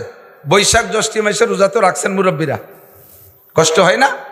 তো রোজায় প্রচুর কষ্ট হয়ে গেছে বিদায় আপনি কি আল্লাহরে বলতে পারবেন, আল্লাহ রোজায় কষ্ট হয়ে গেছে, আমি আজকে ঈশান নামাজ পড়বো না? হ্যাঁ, আল্লাহ কি কোন জায়গা বলে দিছে যে রোজায় কষ্ট হলে তোমার নামাজ পড়া লাগবে না? নামাজ বাদ দাও, পরে আর একদিন পড়ে দিও, সুযোগ আছে। হজ যারা করেছেন, হাজি সাহেব যদি কেউ থাকেন আমার সাথে সাক্ষী দিবেন। আর এদানিং হজ হয়ে গেছে বড় সহজ, সব জায়গা গাড়িতে যাওয়া যায়। আর ইচ্ছে করলে পায়ে হেঁটেও হজ করা যায়। হজ করার জন্যে যদি আপনি 9 তারিখে মাগরিবের আজানের পরে আরাফাত থেকে রওনা দিতে হয়, গাড়িতে যাওয়া যায় মুজদালেফায়, কষ্ট হয় না। তাও মুজদালেফায় 11 কিলোমিটার পথ যাইতে গাড়িতে 3-4 ঘন্টা সময় লেগে যায়, এত জ্যাম। আর পায়ে হেঁটে যদি যান, মাগরিবের নামাজের আজানের পরে ওখানে নামাজ পড়া যাবে না। আজান হবে আরাফাতে, কিন্তু নামাজ হবে না। নামাজ পড়তে হবে মুজদালেফায় যাইয়ে, যত রায় তোক রাস্তায় পড়লেও হবে না, ওই নামাজ আবার পড়ে দিতে হবে। রাস্তায় পড়লে হবে না। আরাফাতের থেকে মাগরিবের আজান হওয়ার পরে হজের উদ্দেশ্যে মুজদালেফার উদ্দেশ্যে রওনা দেবেন। পায়ে হেঁটে যদি মুজদালেফা যান, এরপরে মুজদালেফায় যাইয়ে ওখানে আগে মাগরিবের 3 রাকাত ফরজ, এরপরে ঈশার 2 রাকাত ফরজ বা 4 রাকাত ফরজ, এভাবে ওখানে ঈশার নামাজ তার পরে পড়ে ওই জায়গা ফাঁকা জায়গায় রাত কাটাইতে হবে। ফজরের আজান দেওয়ার পরে ফজরের নামাজ মুজদালেফায় পড়া সেখান থেকে শয়তান মারার জন্য জামরায় যেতে হবে। এখানে 4 কিলো 5 কিলো 6 কিলো পথ পায়ে হেঁটে যেতে হবে। এই আরাফাতের থেকে মুজদালেফাতের থেকে সকালবেলা পরের দিন 10 তারিখ সকালবেলা শয়তান মারার জন্য যাইয়া শয়তানরে মারিয়া আবার ওখান থেকে 3-4 কিলোমিটার মক্কা, ওইটুকু যদি পায়ে হেঁটে যান, এরপরে যাইয়ে যে আপনি সে জায়গার নিচে কাবাঘরের পাশে মাতাব বলে যেটাকে, যেটুকু নিচে ঘুরতে দেখেন, ওই জায়গা আপনি জায়গা পাবেন না। ও জায়গা গাড়িওয়ালারা চলে গেছে আগে, ওখানে আর জায়গা পাবেন না। এবার আপনার তওয়াফ করতে হবে মসজিদের ভিতর দিয়ে। মসজিদের ভিতর দিয়ে নীলবাতি থেকে নীলবাতি এক তওয়াফ ঘুরে আসতে 1 কিলোমিটার। এই 7 কিলোমিটার ঘোরার পরে এরপরে সফা মারওয়ার সাই 450 মিটার, অর্থাৎ প্রায় আধা কিলোমিটার, এইটুকু 7 বার। এই কামগুলো সম্পূর্ণ পায়ে হেঁটে করার পরে যত বড় শক্তিশালী পুরুষ হোক না কেন, সে বলতে বাধ্য হবে আমার সারা জীবনে যত পরিশ্রম করেছি এর চেয়ে পরিশ্রমের কাজ আর আমি কিছু করি নাই। এই পরিশ্রমের কাজ করতে করতে আপনার জোহরে রক্ত হয়ে যাবে। এখন আল্লাহ আপনারে বলে নাই যে তুমি হজ করতে করতে এত ক্লান্ত হয়ে গেছো বিদায় জোহরের নামাজ না পড়লেও হবে। হবে জোহর পড়া লাগবে কি লাগবে না? লাগবে। রোজায় যত কষ্ট হোক নামাজ ছাড়ার সুযোগ নাই, হজে যত কষ্ট হোক নামাজ ছাড়ার সুযোগ নাই। 100 কোটি টাকা নিয়ে বের হয়েছেন জাকাত দেবেন, পুরো কাশেন থানা ভরে ঘুরে ঘুরে জাকাত দিছেন, জাকাত দিতে দিতে ক্লান্ত হয়ে গেছেন, এখন আপনাকে নামাজ ছেড়ে দেওয়ার সুযোগ নাই। ফরজ একটা পালন করছেন জাকাত, কিন্তু এর কারণে রোজা নামাজ ছাড়ার সুযোগ নাই, জাকাত আদায় করার কারণে রোজা ছেড়ে দেওয়ার সুযোগ নাই, হজ আদায় করার কারণে নামাজ ছেড়ে দেওয়ার সুযোগ নাই। কিন্তু খন্দকের যুদ্ধ যখন হয়, খন্দক খনন করার কাজ চলতেছে, ওদিকে মক্কার কাফেররা আক্রমণ করার জন্য আগায় চলে আসতেই আছে, সাংবাদিকদের মাধ্যমে খবর আসতেছে এই তো এত দূর আসছে, এই তো এত দূর আসছে, আর চলে আসলো। নবী পাক খন্দক খনন করা শুরু করছে সাহাবায়ে কেরামদেরকে নিয়া। এবার খন্দকের কাছাকাছি যখন কাফেররা চলে আসছে, খন্দকের কাজ শেষ হয় নাই, হুজুর জোহরের নামাজ বাদ দিয়েছে, কয় নামাজ থাক, আগে খন্দক খুঁচা শেষ হয় নাই, আসরের রক্ত চলে আসছে, কয় নামাজ বাদ দাও, আগে খন্দক খনন করো। আসরের রক্ত চলে গেছে, আদায় করতে পারে নাই, মাগরিবের রক্ত চলে আসছে, খন্দক খনন করা শেষ হয় নাই, কয় থাক নামাজ মাগরিব, আগে খন্দক খনন করো। মাগরিবের নামাজও পড়েন নাই, চলে আসছে ঈশা রক্ত, কয় থাক ঈশা বাদ দাও, কাফেররা চলে আসছে, আগে খন্দক খনন করো। জোহর আসর মাগরিব ঈশা 4 ওয়াক্ত নামাজকে নবী কাজা কইরা নামাজ পড়েন নাই, হুজুর খন্দক খনন করেছেন জিহাদের জন্য।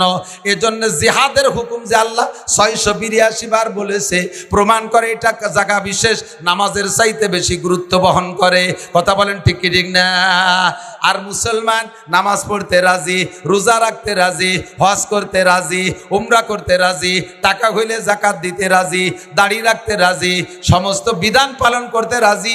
কিন্তু এক শ্রেণীর মুসলমানের কাছে যখন জিহাদের আলোচনা করব, তখন তারা বলে এগুলো জঙ্গি হুজুর, এগুলো লাদেন বাহিনী, এগুলো অমক দলের হুজুর, ইত্যাদি ইত্যাদি বলে গালি দেয়। সেই লোকটা এ সমস্ত উক্তি করে, ওই লোকটার ঈমান নষ্ট হয়ে গেছে। কুরআনে কারীমের 682টা আয়াতকে আপনি অস্বীকার করেছেন। একটা আয়াতকে অস্বীকার করলে আল্লাহ নবী বলেন মা আমানা বিল কুরআনে মান ইস্তাহাল্লা মাহারিমাহু। কুরআনের একটা আয়াতকে যদি কেউ অস্বীকার করে, বাকি 6665টা আয়াতকে বিশ্বাস করে, মাত্র একটা আয়াতকে অস্বীকার করে, ওই লোকটা কাফের, ওই লোকটা বিনা হিসাবে জাহান্নামী। কাজেই দোস্ত, জিহাদের হুকুমকে আমি ফরজ হিসেবে বিশ্বাস করি। আমার সামনে যদি ইসলামী জিহাদ আসে, আমি করতে জন্য প্রস্তুত আছি। কারা কারা জিহাদের জন্য প্রস্তুত আছেন? তো যখনই ডাক আসবে রেডি, ডাক আসলে রেডি। আল্লাহ তাআলা আমাদের তৌফিক দান করে, বলেন আমিন। হুজুর বলেন জিহাদের সাথে তুমি শহীদি মরণের তামান্না রাখবা, শহীদি মরণের তামান্না রাখবা। তাতে যদি তুমি স্বাভাবিকভাবেও মরো, তাহলে কিয়ামতে আল্লাহ তাআলা তোমাকে শহীদি দরজায় বিনা হিসাবে জান্নাতি করে দেবে। বলতে যে কথা চলে আসছি অনেক দূরে, মূল কথা হলো এমন করে জরুরি বিষয়ের ভিতরে একটা কথাকে আল্লাহ তাআলা বারবার বলেছেন 332 বার। শব্দটা কোরআনের মধ্যে 332 বার আছে। সেই শব্দটা হলো কুল। শব্দটা কি? কোরআন শরীফে কুল শব্দ দেখছেন না? যারা পড়তে পারেন তারা বলেন। একেবারে ওই শেষ পাশে শুরুরই শেষ সূরার নাম কি? সূরা নাস। ওর শুরুতে কি? কুল আউযু বিরাব্বিন নাস। তার আগেরটা কুল আউযু বিরাব্বিল ফালাক। সে জায়গায় কুল আছে না নাই? তার আগেরটা কুল হুয়াল্লাহু আহাদ। তার দুইটা আগে কুল ইয়া আইয়ুহাল কাফিরুন। পরপর এক জায়গায় দেই 4 কুল, ঠিক না?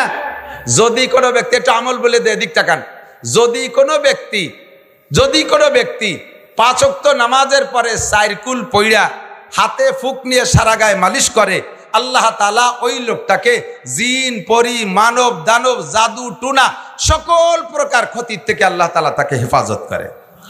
দুনিয়ায় সবচাইতে বড় কবিরাজি হলো ফালাক আর নাস। নবী আলাইহিস সালাতু ওয়াস সালামকে লবিদ ইবনে আসাম জাদু করছে, খেজুরের খোসার ভিতরে জাদু কইরা সুতোতে 11টা গিরে দিয়া, ওর ভিতরে মন্ত্র পড়ে গিরে দিয়ে খেজুরের ভিতর খেজুরের সিল্কের ভিতরে পেঁচাইয়া, এরপরে একটা ইন্দারা কূপের নিচেই নিয়ে ডুবোই যাইয়া একটা পাথরের পর রেখে আর একটা পাথর চাপা দিয়ে রেখে আসছে। এরপরের থেকে নবী আলাইহিস সালাতু ওয়াসসালাম পাগল পাগল ভাব, উন্মাদ উন্মাদ ভাব, কি বলেন তা মনে থাকে না, খাইয়ে কয় খাই নেই, না খেয়ে কয় খাইছি, এরকম এলোমেলো বলা শুরু করছে। 1 মাস পর্যন্ত এই অবস্থা। এই অবস্থার ভিতরে হুজুর ঘুমাই গেছেন।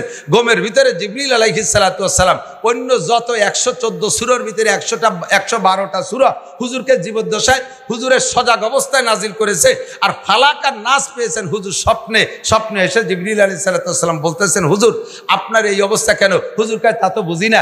জিবরিল বলতেছেন, লবিদ ইবনে আসম আপনাকে জাদু করেছে, অমক ইন্দারা কূপের ভিতরে সেই জাদু আছে, আপনি একজন ডুবরি সাহাবা দিয়ে ওই ইন্দারা কূপের থেকে জাদুটা বের করে আইনা দেখবেন ওর ভিতরে 11টা গিরি আছে।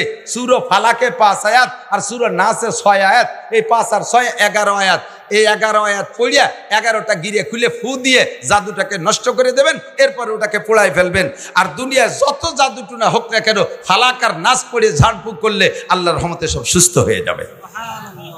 আর কুলহু সূরার ফজিলত একটু বলে নেই, যদি কোনো ব্যক্তি একবার সূরা ইখলাস পড়ে 10 পারা কোরআন শরীফ পড়ার সওয়াব, 3 বার পড়লে 1 খতম, শুধু 3 বার কুলহু সূরা পড়লে 1 খতমের সওয়াব। এই ভাইয়া দিক তাকান, আমরা অল্প সময়ের ভিতরে বেশি নেকি পাবো কিভাবে, সেই সিস্টেমের দিকে আমি আগাবো ইনশাআল্লাহ। অল্প সময়ের ভিতরে কোরআন শরীফ পড়তে পারেন সবাই? কি পারেন? সবাই কি পারেন? পুরো 30 পারা কোরআন শরীফ দেখে পড়ার ক্ষমতা এর ভিতরে 90% পাবলিকের নাই, কথা বলেন ঠিক না? আর সাধারণ পাবলিক যাদের 10%-এর মধ্যে কোরআন শরীফ পড়তে পারেন, তারা শুদ্ধ করে পড়তে পারেন না। যা পড়েন সেই আদিকালে সুলোর ফিটি মাসা শিখে কাছে পড়া শিখছেন, মসজিদে যাই এত বড় লম্বা সিপার আনাকুম উনকুম দিয়ে পড়া শিখছেন, তা শুদ্ধ না। কুলহু সূরাটা একটু আমার সাথে একবার যদি পড়েন আর 3 বার যদি আপনি রেগুলার পড়েন, তাহলে আপনার আমল নামায় 1 খতম করে কোরআন শরীফ পড়ার সওয়াব নাকি লিখে দেওয়া হবে। পড়তে পারবেন না ইনশাআল্লাহ? মানুষ মারা গেলে তার জন্য সবচেয়ে সহজ সওয়াব রেসানির পদ্ধতি 3 কুলহু। 3 কুলহু পড়ে নিয়ত করলে হাত উঠে মুনাজাত করা লাগে না। প্রত্যেকদিন আব্বার জন্য 1 খতম কোরআন শরীফ পাঠায় দিতে পারেন। কবরের কাছে দাঁড়ায় পড়বেন কুলহু আল্লাহু আহাদ আল্লাহুস সামাদ লাম ইয়ালিদ ওয়া লাম ইউলাদ ওয়া লাম ইয়াকুল লাহু কুফুওয়ান আহাদ। মনে মনে নিয়ত রাখবেন আমার আব্বা পাবে। যদিও ওই অজ্ঞানী বিজ্ঞানীরা আমাদের এ নিয়ে ক্রিটিসাইজ করে যে কবরে তোমার আব্বার এই যে নেকি যাবে কুলহু সূরার নেকি, ওতে কোনো তো হুটো দরজা জালনা টালনা রাখুন, ডোয়ে কোন ভাগ দিয়ে। তো তারে আমরা বলবো, এদিক টাকান, তাকে আমরা জবাব দেব, তোর মোবাইলের মধ্যে টাকা ঢোকে যে হুটোই দিয়ে, আমার আব্বার কবরও এই 3 কুলহু সওয়াব ঢোকে সেই হুটোই দিয়ে। চট্টগ্রামের থেকে টাকা পাঠাইলে বিকাশে আপনার এই কাশিয়ানির মোবাইলের মধ্যে ঢোকে কি ঢোকে না? টাকা ঢোকার সময় কি দেখা যায় যে এই যে 1000 টাকার নোট ঢুকতিছে, ওই টাকা কি উড়িয়ে এসে ঢোকে? যদি টাকা আকাশ দিয়ে উড়িয়ে এসে মোবাইলের মধ্যে ঢুকতো, তাহলে 100 টাকা পাতাম না, পথে ফুটিয়ে জাল ফাটিয়ে দিত, জালে বাদাইয়া বেসাল ভাইতে টাকা রেখে দিত। ঠিক কি ঠিক না? কয় চট্টগ্রাম আর পৃথিবীর যেখান থেকে আমার মোবাইলে আমেরিকা থেকে টাকা আসে, সৌদি আরবে থেকে, এই টাকা মোবাইলের মধ্যে ঢোকে কোন ভাগ দিয়ে? তোর একটা মাথা, বিলের মাথার মতো একটা মাথা, ওর মধ্যে ফটাকখানি গিলু, তাই দিয়ে যদি তুই এমন আবিষ্কার করতে পারিস যে পৃথিবীর যে প্রান্ত থেকে টাকা পাঠাক তোর মোবাইলের মধ্যে ঢোকে, তাহলে আমার আল্লাহর সিস্টেম কুদরত তার চেয়ে 1000 গুণ বেশি পাওয়ারওয়ালা। আমার বাপের আমল নামে আমি পৃথিবীর যে জায়গা বসে কুলহু সূরা পড়বো, ওই জায়গা কবরের মধ্যে ঢুকতে কোনো জানলা কাটা লাগে না, কোনো ফুটো দরজা লাগে না। আল্লাহ তাআলা পৌঁছে দিতে পারে কি পারে না? 3 কুলহু পড়লে অনায়াসে পৌঁছে যাবে, সর্বশ্রেষ্ঠ ইসালে সওয়াবের পদ্ধতি। তো এমন করে কুল কোরআন শরীফের ভিতরে আছে 332 বার। কয়বার? ভাই এদিক, কয়বার? 332 বার। কুল শব্দের অর্থ হলো বলো। কুল মানে কপলাম পেশ, কুল মানে বলো, আর কাপলাম পেশ কুল মানে খাও। কপলাম পেশ কুল মানে বলো, কাপলাম পেশ কুল মানে খাও। বাংলা আপনারা আরবিতে উচ্চারণ পার্থক্য করে করতে পারেন না বিদায় অনেকের নামাজ নষ্ট হয়ে যাচ্ছে। একটু পরে বলি। তো এই কুল মানে বলো, বলতে বলে আল্লাহ পাক রব্বুল আলামিন বলতেছেন, নবীকে বলতেছেন তাদের কাছে জিজ্ঞাসা করো, কুল হাল ইয়াস্তাবিল্লাযীনা ইয়ালামুনা ওয়াল্লাযীনা লা ইয়ালামুন। হে নবী, উম্মতের কাছে জিজ্ঞাসা করো, জাননেওয়ালা মানুষ আর না জাননেওয়ালা মানুষ, শিক্ষিত মানুষ আর মূর্খ মানুষ কোনোদিন কি সমান হইতে পারে? আপনারা জবাব দেন, কি বলেন? পারে। আপনারা জবাব দেন আর না দেন, আল্লাহ পাক জবাব দিয়ে দিয়েছেন। আল্লাহ ইয়ারফাইল্লাহুল্লাযীনা আমানু মিনকুম ওয়াল্লাযীনা উতুল ইলমা দারাজাত। জাননেওয়ালা মানুষের মর্যাদা না জাননেওয়ালা মানুষের সামনে। আরে শিক্ষিত মানুষের মর্যাদা অশিক্ষিত মানুষের সামনে কেমন? কয় মরা মানুষের সামনে জীবিত মানুষের মর্যাদা যেমন, অন্ধ মানুষের সামনে চক্ষু বিশিষ্ট মানুষের মর্যাদা যেমন। হাল ইয়াস্তাবিল আমা ওয়াল বাসির, চোখওয়ালা আর অন্ধ মানুষ কখনো সমান হতে পারে না। আর জীবিত মানুষ আর মরা মানুষ কোনোদিনও যেমন সমান হইতে পারে না। মূর্খ মানুষ আর অশিক্ষিত মানুষ, মূর্খ মানুষ আর শিক্ষিত মানুষ কোনোদিনও সমান হইতে পারে না। শিক্ষিত মানুষের মর্যাদা দুনিয়ায় আল্লাহ, দুনিয়ায় মানুষের কাছে আছে, আল্লাহ পাকের কাছে শিক্ষিত মানুষের মর্যাদা অনেক বেশি। ঠিক না? এ ভাই এদিক তাকান। একজন শিক্ষিত মানুষের শারীরিক পরিশ্রম কম, কিন্তু তার শিক্ষার মর্যাদায় কর্মস্থলে তার চাকরির বেতন অনেক বেশি। ঠিক না? এক ইন্ডাস্ট্রিতে চাকরি করে একজনের বেতন ৩,০০০। এখন ৩,০০০ টাকার যুগ নাই, এ ওয়াজ শুরু হচ্ছে ৩,০০০ টাকার আমলেতে। একজন মূর্খ অশিক্ষিত মানুষের বেতন ১০,০০০ টাকা। ডিউটি তার কি? সকাল ৮টা থেকে রাত ৮টা পর্যন্ত কুলিগিরি করবে। ওই কোম্পানিতে যে প্রোডাক্ট তৈরি হচ্ছে ওইটা মাথায় করে নিয়ে লোড আনলোড করে। সারাদিন বইরে বোঝা বইতে বইতে রাতের বেলা যখন বাড়ি যায় বোঝা যায় না মানুষ না একটা ভূত আইছে। আর যদি আলকাতরা কোম্পানিতে চাকরি হয়, লোকটা যদি মোটা সুটা বুড়িয়ালা হয়, রাতের বেলা আলকাতরা টিন মাথায় আসছে, একটা ফুটো টিন নিতে মাথায় দিয়ে চেষ্টায় পড়িয়ে সারা গা ভাইসে কালা হয়ে গেছে। রাতের বেলায় বাসায় গেলে স্ত্রী বুঝতে পারে না স্বামী হয়েছে না আলকাতরার বেড়ে লাইছে। দুয়াই মুসাই কিরাসিন তেল যে না হয় দুয়াই পরে আতর দিয়ে ঘরে উঠানো লাগে। ঠিক না? পরিশ্রম তার কি পরিমাণ, বেতন তার ১০,০০০।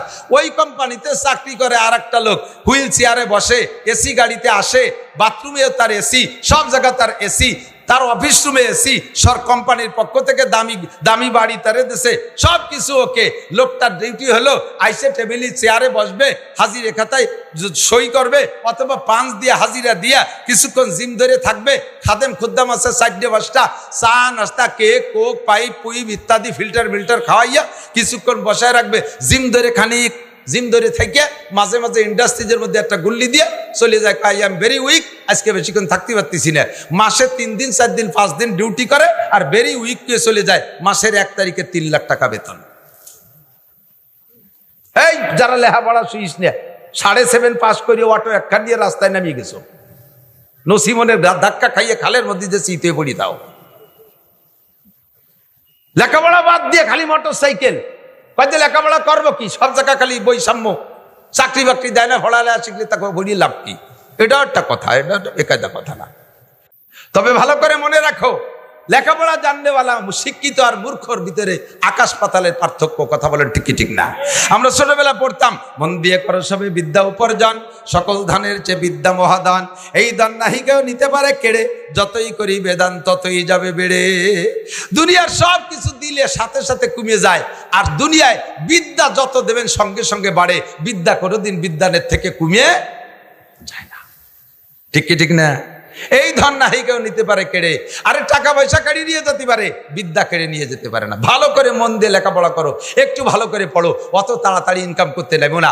আমি যারা স্কুল কলেজে পড়তেছে তাদেরকেই বলি, যারা বড় শিক্ষিত তারা চেয়ারে বসে 103 লাখ টাকা কামাই করে, আর যারা মূর্খ তারা 8 ঘন্টা সকাল থেকে নিয়ে রাত 8টা পর্যন্ত সেই মুটেগিরি কুলিগিরি করে মাত্র 10,000 টাকা কামাই করে। পার্থক্য কোথায়? এটা শিক্ষিত আর ওটা মূর্খ। কথা বলুন ঠিক কি ঠিক না?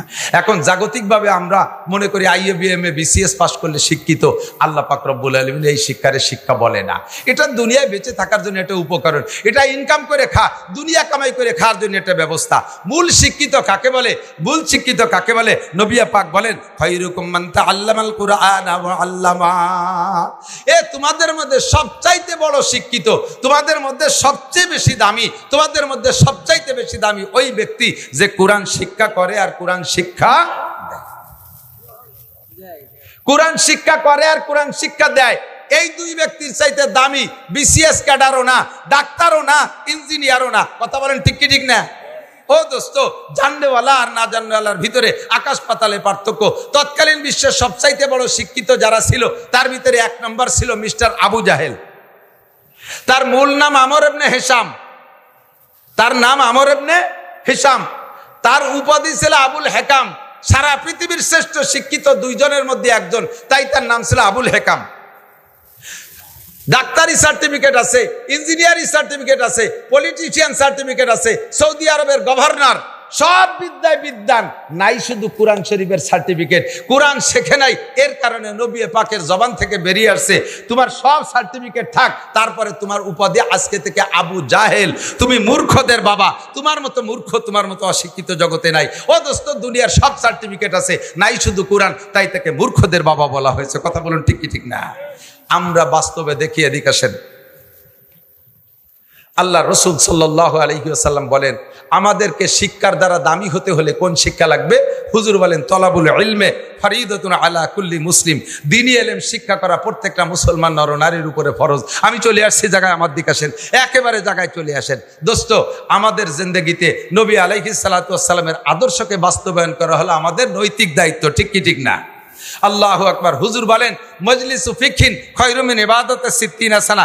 অল্প সময়ের ভিতরে এক বস্তা নেকি নিয়ে বাড়ি যাব, সহজ পদ্ধতি, আমার কাছে আসেন। হুজুর বলেন, মজলিসু ফিকহিন, পর্দার আড়ালে মা বোন যারা আছেন, যার যার স্থানে থেকে কান খাড়া করবেন। হুজুর বলেন, যেই মজলিসে মসলা আলোচনা করা হয়, যেই মজলিসে শরিয়াতের মসলা মাসাইল আলোচনা করা হয়, একটা মশালা শুনলে শিখলে আপনার আমল নামায় লাগাতার 60 বছর নফল নামাজ আর নফল রোজার সব লিখে দেওয়া হবে। বলবেন না সুবহানাল্লাহ? একটা মশালা এদিক, একটা মশালায় 60 বছর নফল নামাজ আর 60 বছর নফল রোজার সব। এর ভিতরে কোনো মানুষ আছেন কি যে বিরতিহীনভাবে একটানা 60 বছর নফল নামাজ পড়ছেন? এ পড়া কি সম্ভব? রোগ ব্যাধি, অসুখ বিসুখ, কাম কাজ ইত্যাদি বহুত ঝামেলা, একটানা লাগাতার 60 বছর নফল নামাজ পড়া সম্ভব না। তো লাগাতার বিরামহীন 60 বছর নফল নামাজ পড়লে যেই নাকি, এটা হাতে রাখেন। আর বিরতিহীনভাবে একটানা 60 বছর নফল রোজা রাখবেন, রমজানের ফরজ রোজা বাদে, এরপরে 5 দিন রোজা রাখা হারাম, এই 35 দিন বাদে বছরের আর 330 দিন একটানা নফল রোজা রাখলে যেই নাকি, একটা মাসালা শুনলে সেই নাকি, বরঞ্চ তার চেয়ে বেশি নাকি। এ কথা তো জীবন ভরে শুনি, একটু ভালো করে বুঝিয়ে শুনি, এদিক তাকান, ভালো করে বুঝিয়ে শুনেন। এমন কি মাসালা আছে যে একটা মাসালা শুনলে এত নেকি দেওয়া হবে? জিন্দেগিতে এমন এমন মাসালা আছে যেই মাসালা না জানা থাকার কারণে আপনার ফরজ ইবাদতগুলো নষ্ট হয়ে যাচ্ছে, আপনার ফরজ ইবাদতগুলো হচ্ছে না। কিয়ামতে আল্লাহ পাক আপনাকে জিজ্ঞাসা করবে না, সবে বরাতে নফল নামাজ পড়ছো নাকি, সবে কদরে নফল নামাজ পড়েছো নাকি, সবে মেরাজে নফল নামাজ পড়েছো নাকি, মেরাজের রোজা রাখছো নাকি, সবে বরাতে রোজা রাখছো নাকি, তাহাজ্জুদের নামাজ পড়ছো নাকি, ইশরাকের নামাজ পড়ছো নাকি, আবিনের নামাজ পড়ছো নাকি। এর কোনো নামাজ সম্পর্কে আল্লাহর কসম আপনাকে জিজ্ঞাসা করা হবে না, আবিনের নামাজ জিজ্ঞাসা করা হবে না, কোনো নফল নামাজ জিজ্ঞাসা করা হবে না। কিন্তু আউয়ালু মা ইউহাসাবু বিহিল আবদু ইয়াউমাল কিয়ামাতিস সালাহ, কিয়ামতের ময়দানে সর্বপ্রথম জিজ্ঞাসা হবে ফরজ নামাজ। একটু বলেন কি নামাজ? একটু বলেন কি নামাজ? ফরজ নামাজ সম্পর্কে জিজ্ঞাসিত হবেন। ফামান সালুহাত, যেই ব্যক্তি ফরজ নামাজ সুন্দর করে আল্লাহকে জবাব দিয়ে যেতে পারবেন, সালুহা সাইরি আমালিহি, ওই লোকটা আর কোনো জায়গা ঠেকবে না, সব জায়গা বিনা হিসাবে পার হয়ে চলে যাবে। এখন আমার আপনার জিন্দেগিতে এমন এমন মাসালা আছে যেই মাসালা না জানা থাকার কারণে আমার ফরজ নামাজ হচ্ছে না। কিয়ামতের ময়দানে এর ভিতরে আমি চেহারা দেখে বুঝতেছি হাজার হাজার মানুষ আছেন কিয়ামতের ময়দানে যারা দুনিয়ায় রেগুলার নামাজ পড়ছেন, অথচ হাসরের মাঠে বেনামাজি হিসেবে বিনা হিসেবে জাহান্নামে চলে যাবেন। খেয়াল করতেছেন না? এমন এমন মানুষ আছে সারা জিন্দেগি নামাজ পড়ছেন, অথচ কিয়ামতে যারা কোনোদিন দুনিয়ায় নামাজ পড়ে নাই, এই বেনামাজিরা যেভাবে বেনামাজি হিসেবে জাহান্নামে যাবে, আপনি সারা জীবন নামাজ পড়ে সেইভাবে বেনামাজি হিসেবে জাহান্নামে চলে যাবেন। এবং একাকোক্ত নামাজের কারণে আপনাকে 230 কোটি, এদিক 230 কোটি 40 লক্ষ বছর জাহান্নামে পোড়া লাগবে। নামাজ পড়ার পরও আপনাকে এই সাজা ভোগ করা লাগবে। আপনার নামাজ হয় নাই। কেন হয় নাই? আপনার বিশাল নামাজের ভিতরে 2 রাকাত নামাজ পড়তে 12,000 মাসালা লাগে। সর্বনিম্ন কত? ইমামে আবু হানিফা রহমতুল্লাহ আলাইহির জামানায় উনি হিসাব করছেন 2 রাকাতে 12,000 মাসালা লাগে। আর ইমামে আবু হানিফা যদি এখন হতেন তাহলে মাসালা আরো বেশি বলতেন, কারণ এখন নতুন নতুন কিছু মাসালা আসছে। যেমন ইমামে আবু হানিফার জামানায় মোবাইল ছিল না, বোঝেন এই কথা? মোবাইল ছিল না। ইমামে আবু হানিফার জামানায় মানুষ চেয়ারে নামাজ পড়ে নাই। এখন আমাদের বাংলাদেশে চেয়ারম্যান, মসজিদি চেয়ারম্যান আছে না নাই? মসজিদি চেয়ারওয়ালা না মুসল্লি আছে না নাই? কোন কোন মসজিদে, ভালো ভালো মসজিদ, শহরের মসজিদে সামনের এক কাতারই চেয়ারম্যান। প্রয়োজন হোক আর না হোক একটা স্টাইল বানায় নিয়েছে চেয়ার রে। ইমামে আবু হানিফার জামানায় না, মুরব্বীরা সাক্ষী দেন, আজ থেকে 30-40 বছর আগে আপনারা যারা মসজিদে, একখান চেয়ার ছিল মসজিদি করে চেয়ার ছিল, মসজিদি চেয়ার ছিল না। তাহলে এখন চেয়ার মসজিদি ঢুকছে, কাজেই চেয়ার সংক্রান্ত মাসালাও বলতে হবে, এটাও নামাজের মাসালা। ইমামে আবু হানিফার জামানায় মোবাইল ছিল না, এখন মোবাইল হইছে, মসজিদে ঢুকার সাথে সাথে মোবাইল বাজি ওঠে, আর মোবাইলের ভিতরে মমতাজের গান। একদিকে ইমাম সাহেব কিরাত পড়ে আলহামদুলিল্লাহি রাব্বিল আলামিন, আর একদিকে মমতাজের গান মোবাইলে বাজি ওঠে, বুকটা ফাটিয়ে যায়। ইমামও কিরাত পড়বে আর মোবাইলেও মমতাজের গান গাবে, একসাথে কি মসজিদের মধ্যে দুই কাম চলবে? একটা বন্ধ করতে হবে না?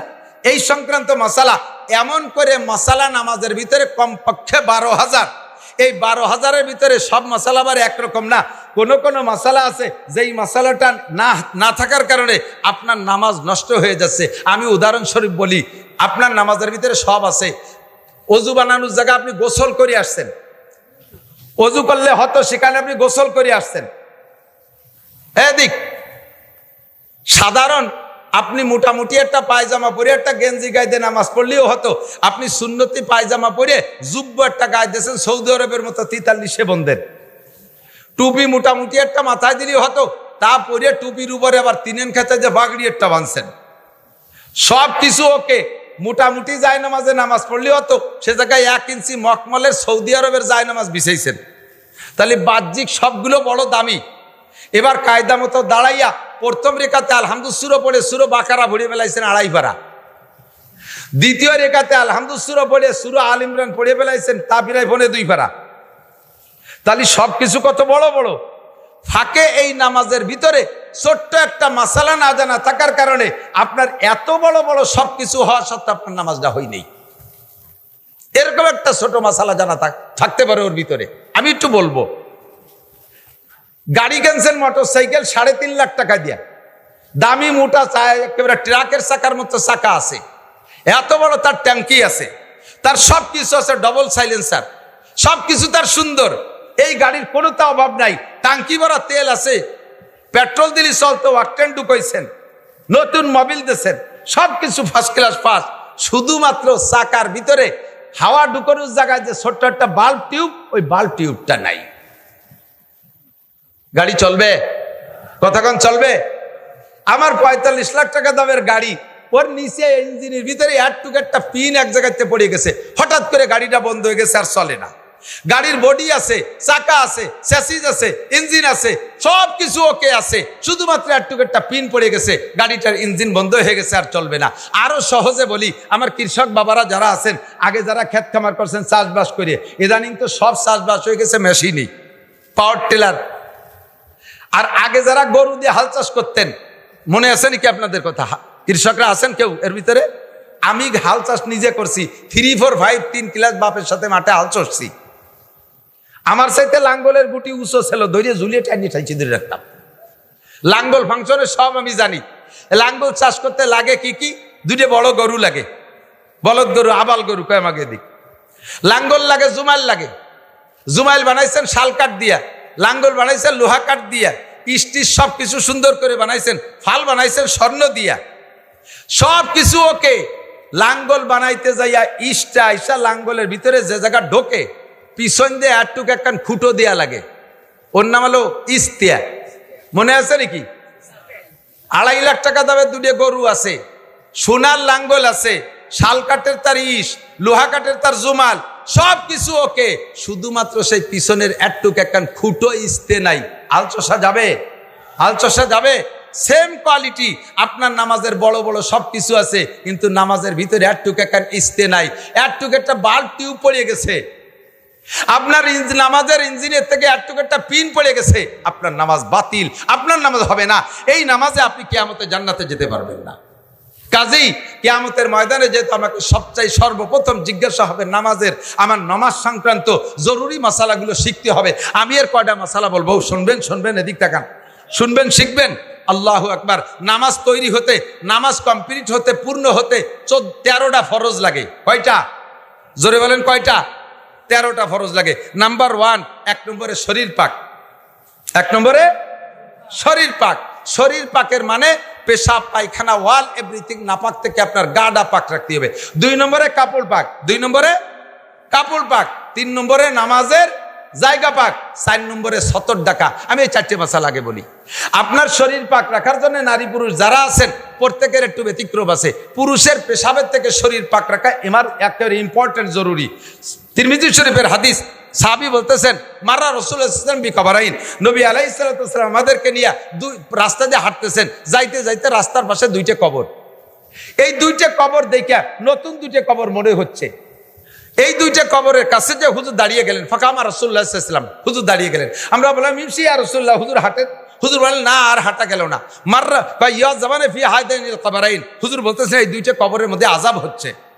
সাহাবায়ে কেরাম বলেন কাইফা আরাফতা ইয়া রাসূলুল্লাহ, আপনিও যেখানে আমরাও সেখানে, আমরা দেখছি আপনি কিভাবে বুঝলেন? হুজুর বলেন কাশাফ আল্লাহু বাইনা ইয়াদাইয়া, আমার সামনে আল্লাহ তাআলা খুলে দিয়েছে, আমি দেখতেছি 2জন আযাব ভোগ করতেছে। 2জনের কবরে জাহান্নামের সাথে দরজা খুলে দিয়েছে। ফামা বালুহুমা, হুজুর এদের সমস্যা কি?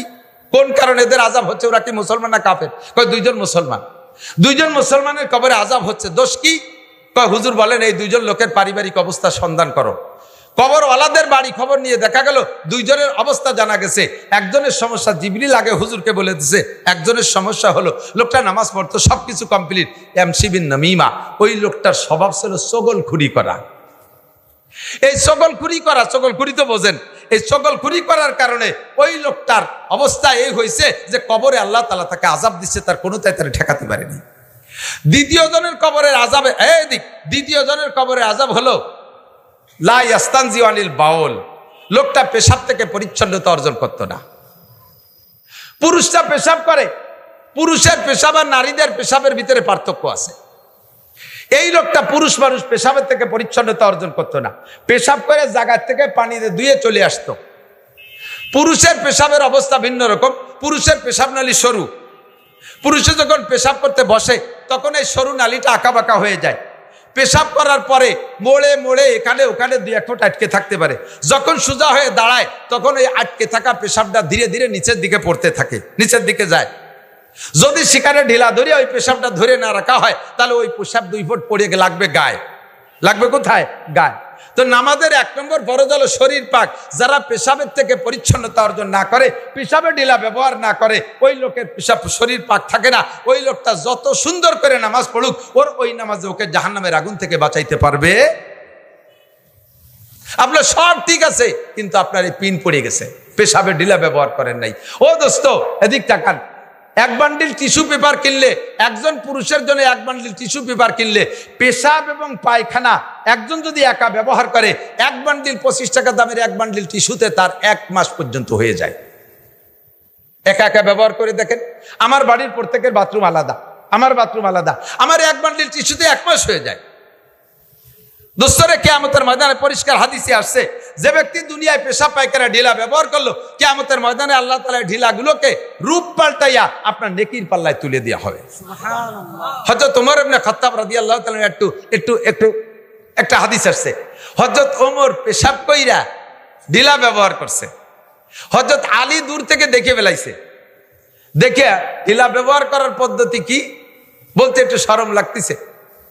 হযরত আলী দেখে হযরত ওমরকে বলতেছেন, ভাই আপনি পেশাবের পরে ঢিলা ব্যবহার করলেন কিভাবে?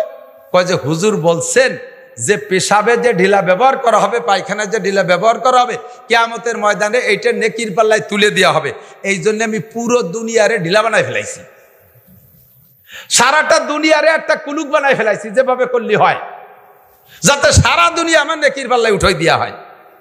আসলে হিসাব হলো আমি যে যতগুলো ঢিলা ব্যবহার করব, এই ঢিলাগুলো সংখ্যা হিসেবে কিয়ামতে নেকির পাল্লায় উঠবে। ও দোস্ত, পুরুষে মহিলাদের পেশাবে ঢিলা লাগে না, পুরুষের পেশাবে ঢিলা লাগে। আপনি যদি ঢিলা ব্যবহার না করেন, 1 নম্বরে শরীর নাপাক, 2 নম্বরে কাপড় নাপাক। শরীর নাপাক আর কাপড় নাপাক, আপনার নামাজ শেষ।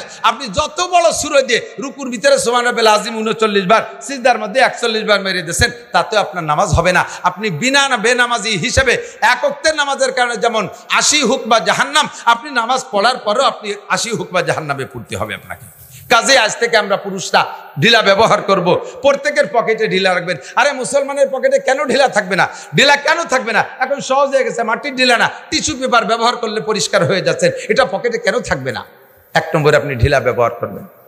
শরীর পাক, যদি আপনার শরীর না পাক থাকে নামাজ, মা বোনরা এদিক তাকান, ছোট বাচ্চা, দুধের বাচ্চা কোলে পেশাব করে দিয়েছে, একটু হাত দিয়ে কোষ মারিয়ে ফেলাই দিয়ে ও জায়গায় একটু পানি ছিটে দিয়ে নামাজে দাঁড়াই গেছে।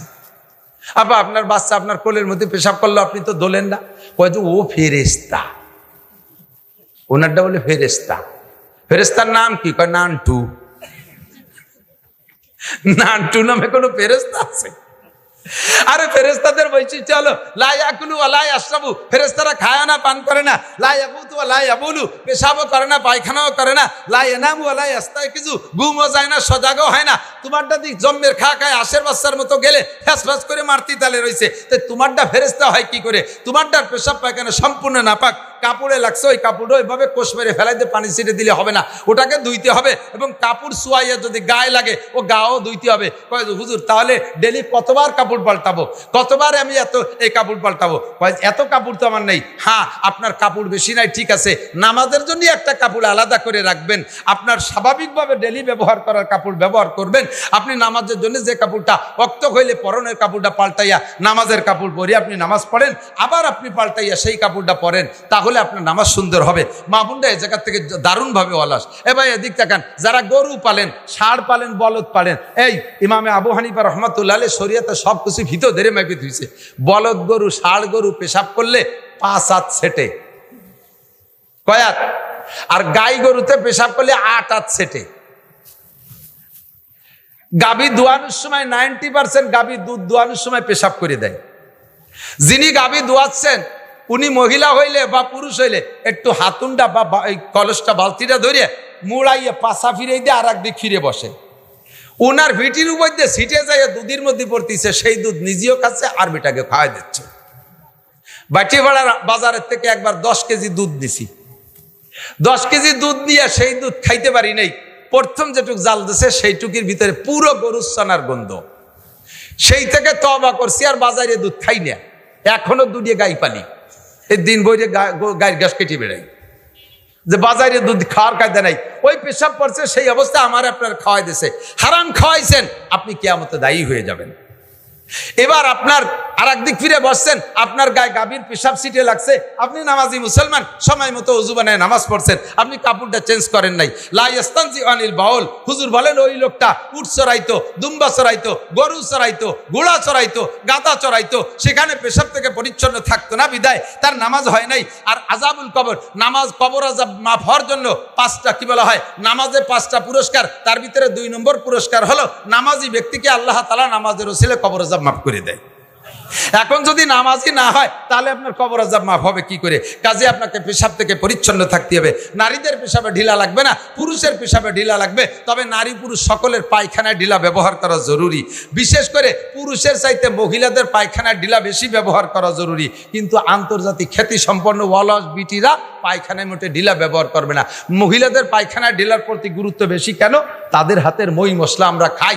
যদি তারা পায়খানায় ঢিলা ব্যবহার না করে তাহলে হাতের করের ভিতরে একটু একটু করে থেকে যাবে, বছরে যা আপনার খাওয়াই দেবে তা গুছালি পিরায় 1 ওয়াক্তের পায়খানার সমান হয়ে যাবে।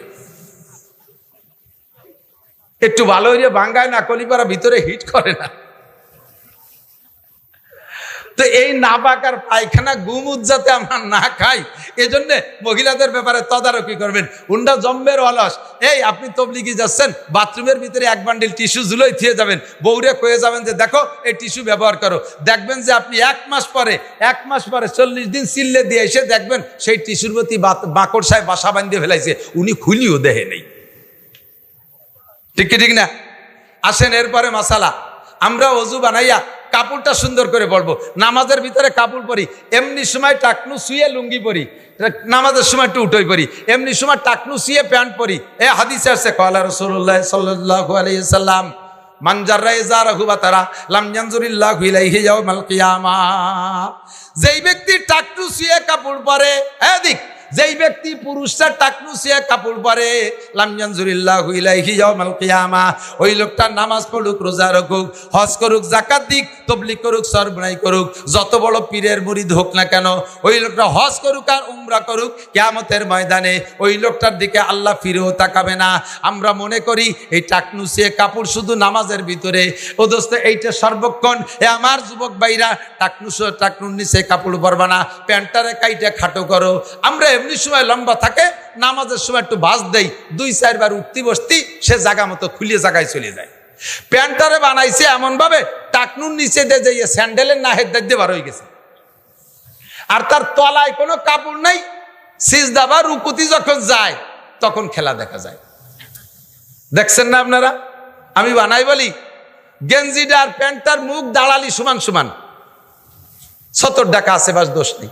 যখনই রুকুতি গেছে তখন টাইট হয়ে গেছে, প্যান্টটা ওই দিক সরিয়ে চলে গেছে, গেঞ্জিটা এই দিক চলে আইছে, ফাঁসার গিরে গুড়ি 1 বিঘত বার হয়ে গেছে।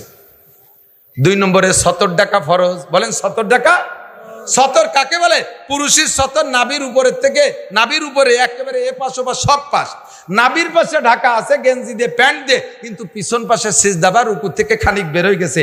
এই বেরোয় যা 70 ফরজ, যেটা ঢাকা ফরজ, এইটা যদি নামাজের মধ্যে খুলে 3 তসবিহ পরিমাণ খোলা থাকে, সুবহানা রাব্বিল আযীম, সুবহানা রাব্বিল আযীম, সুবহানা রাব্বিল আযীম, একটু টাইম যদি খোলা থাকে তাহলে নামাজ বাতিল। মহিলাদের নামাজের ভিতরে চুলের আঘাত থেকে পায়ের তালু পর্যন্ত নামাজের মধ্যে ঢেকে রাখা ফরজ, কোনো অঙ্গ বেরোইতে পারবে না। মহিলাদের নামাজের ভিতরে হাত একটা অঙ্গ, চুল একটা অঙ্গ, পা একটা অঙ্গ, বগল একটা অঙ্গ, এক একটা অঙ্গ আলাদা। কাপড় যদি নামাজের ভিতরে পড়ছে ঠিক করে, কিন্তু নামাজের ভিতরে ফ্যানের বাতাসে মাথাতে কাপড় পড়িয়ে গেছে, মহিলা মনে করছে যে আমি তো দাঁড়াইছি তো ঠিক মতো, পরে ফ্যানে ভেলাই দিলে আমার দোষ কি? ওই অবস্থায় উনি নামাজ পড়িয়ে উঠছে, ওনার নামাজ হয়নি। সিজদার থেকে উঠে যখন বসছে, বাচ্চা 2 বছরই একটা দুধ খায়, সে আইসে সুযোগ পেয়ে মার গায়ের কাপড় টান দিয়ে ফেলাই দিয়ে দুধ খাওয়া শুরু করে দিয়েছে, এক পাশ দিয়ে কাপড় গাছ থেকে খুলে ফেলাই দিয়েছে। 3 তসবিহ পরিমাণ খোলা থাকলে নামাজ বাতিল। নামাজ ফরজ, নামাজ দাঁড়ায় পড়া ফরজ, ফরজ নামাজ দাঁড়ায় পড়া ফরজ। 90% মহিলারা নামাজ দাঁড়ায় পড়ার থেকে চরম অলস, দুনিয়ার সব কাম কাজ করে ঠিক মতো, নামাজের সময় গেলে ওনার হাত পায়ে বল থাকে না, ফরজ নামাজ বসিয়ে পড়ে। আবার নামাজ শেষ করে উঠে যায়, দান উড়তি বলতি চলে গেছে, খলিনে 3 ছলি দান উড়োই বলইয়া জাকা নাকা গুলা ভরিয়ে ফেলাইছে, অথচ নামাজের সময় আসতে পারে ওনার গায়ে বল থাকে না। ফরজ নামাজ যদি বসে পড়ে তাহলে তার নামাজ হবে না, ফরজ নামাজ বসে পড়লে নামাজ হবে না। এবার আসেন আর একটা মাসালা। আমরা এবার নামাজ ভাঙ্গার কারণ 19টা। কয়টা নামাজ ভাঙ্গার কারণ? কয়টা? 19টা। এই নামাজ ভাঙ্গার কারণগুলো আমার অহরহ ঘটে যাচ্ছে, অথচ আমি না জানা থাকার কারণে আমার নামাজ আমি পড়িয়ে যাচ্ছি, আপনার নামাজ হচ্ছে না। যেমন এদিক তাকান, তার ভিতরে নামাজ ভাঙ্গার কারণ 19টার ভিতরে 1 নম্বর কারণ হলো নামাজে কেরাত অশুদ্ধ পড়া। নামাজে কেরাত শুনবো? ইন্টারভিউ নেব নাকি? ইন্টারভিউ নেব? আমি জানি দেখতে যত সুন্দর ডকের, আসলে অত ডকের না। তবলিগে 3 চিল্লাতেছে, অথচ আজও পর্যন্ত কোরআন শরীফ শুদ্ধ করে পড়তে পারে না। বেশ কয়েক বছর আগে এই পাশের নাম আমি ভুলে গেছি, ওই যে ফোম কোম্পানিতে চাকরি করে না, যেন ফোমের ব্যবসা করে, কি যেন নাম, ওই ব্যাসপুরীর ওই পাশে ইবাদতের মাহফিলে আমি আসছি। ওই জায়গায় নড়ালির থেকে একটা তবলিগ জামাত আইছে, ওই পাশে নড়ালির থেকে, জেলা নড়ালির থেকে তবলিগ জামাত। 3 দিন ওখানে কাটানোর পরে তবলিগের আমির সাহেব ওই দিন মাহফিলের দিন, শেষ 3 দিনের 3য় দিন, ওই দিন ওই মাহফিল ওনার মসজিদের কাজ সাইরা আমার মাহফিলে আসে, আইসি আমারে ধরছে, হুজুর আপনি সারা দেশে ওয়াজের মধ্যে তবলিগি রস করেন, আপনার এলাকায় তবলিগ করতে পারেন না? এই এলাকার মুসলমানরা আজও কলেমাটাও পড়তে পারে না। আমি বলে কি মুসলমান কলেমা পড়তে পারে না? এরকম মুসলমান এখনো আছে। কয় হুজুর আমরা যে মসজিদে আসছি, ওই পাশে কোন মসজিদে যেন আসছে, আমাদের মসজিদে 3 দিন পর্যন্ত 3 বুড়োরে কলেমা মস্ক করাচ্ছি, আজকে আমি লাস্টে পরীক্ষা নিছি, আজও কলেমা পড়তে পারে নাই, অথচ নামাজ পড়তে পড়তে কপালে দাগ হয়ে গেছে। নিয়মিত ইশরাক পড়ে, আওয়াবিন পড়ে, তবলিগের সময় লাগাইছে, অথচ আজও কলেমাটা শুদ্ধ করে পড়া শেখে। আমি তো পড়ে কি কয় যে আজও আমার লাস্টে ইন্টারভিউতে জব কলেমা শুনেছে, লা ইলাহা মুহাম্মাদুর রাসূলুল্লাহ। আমি ধমক দিছি, মিয়া আজ 3 দিন পড়াচ্ছি লা ইলাহা ইল্লাল্লাহ মুহাম্মাদুর রাসূলুল্লাহ, এখনো ইল্লাল্লাহ কইতে পারেন আপনি? কি আজ বাদে কাল যাবেন মরে, রাতারাত পড়ে যেতে পারেন, এখনো কলেমাটা শুদ্ধ করে পড়তে পারেন না? সে বুড়ো আমারে কয়, মিয়া সব জায়গার কলেমা একরকম না, বুঝাইছে তোমাকে নড়াইলে কলেমা ইল্লাল্লাহ আছে, আমাকে গুভাইলে কলেমা ইল্লাল্লাহ নাই। ও মুসলমান, নামাজের ভিতরে অশুদ্ধ পড়েন, সূরা ফাতিহা জিজ্ঞেস করলে এর ভিতরে 90% পাবলিক শুদ্ধ করে পড়তে পারবেন না। কথা বলেন ঠিক কি ঠিক না? একামত দেন।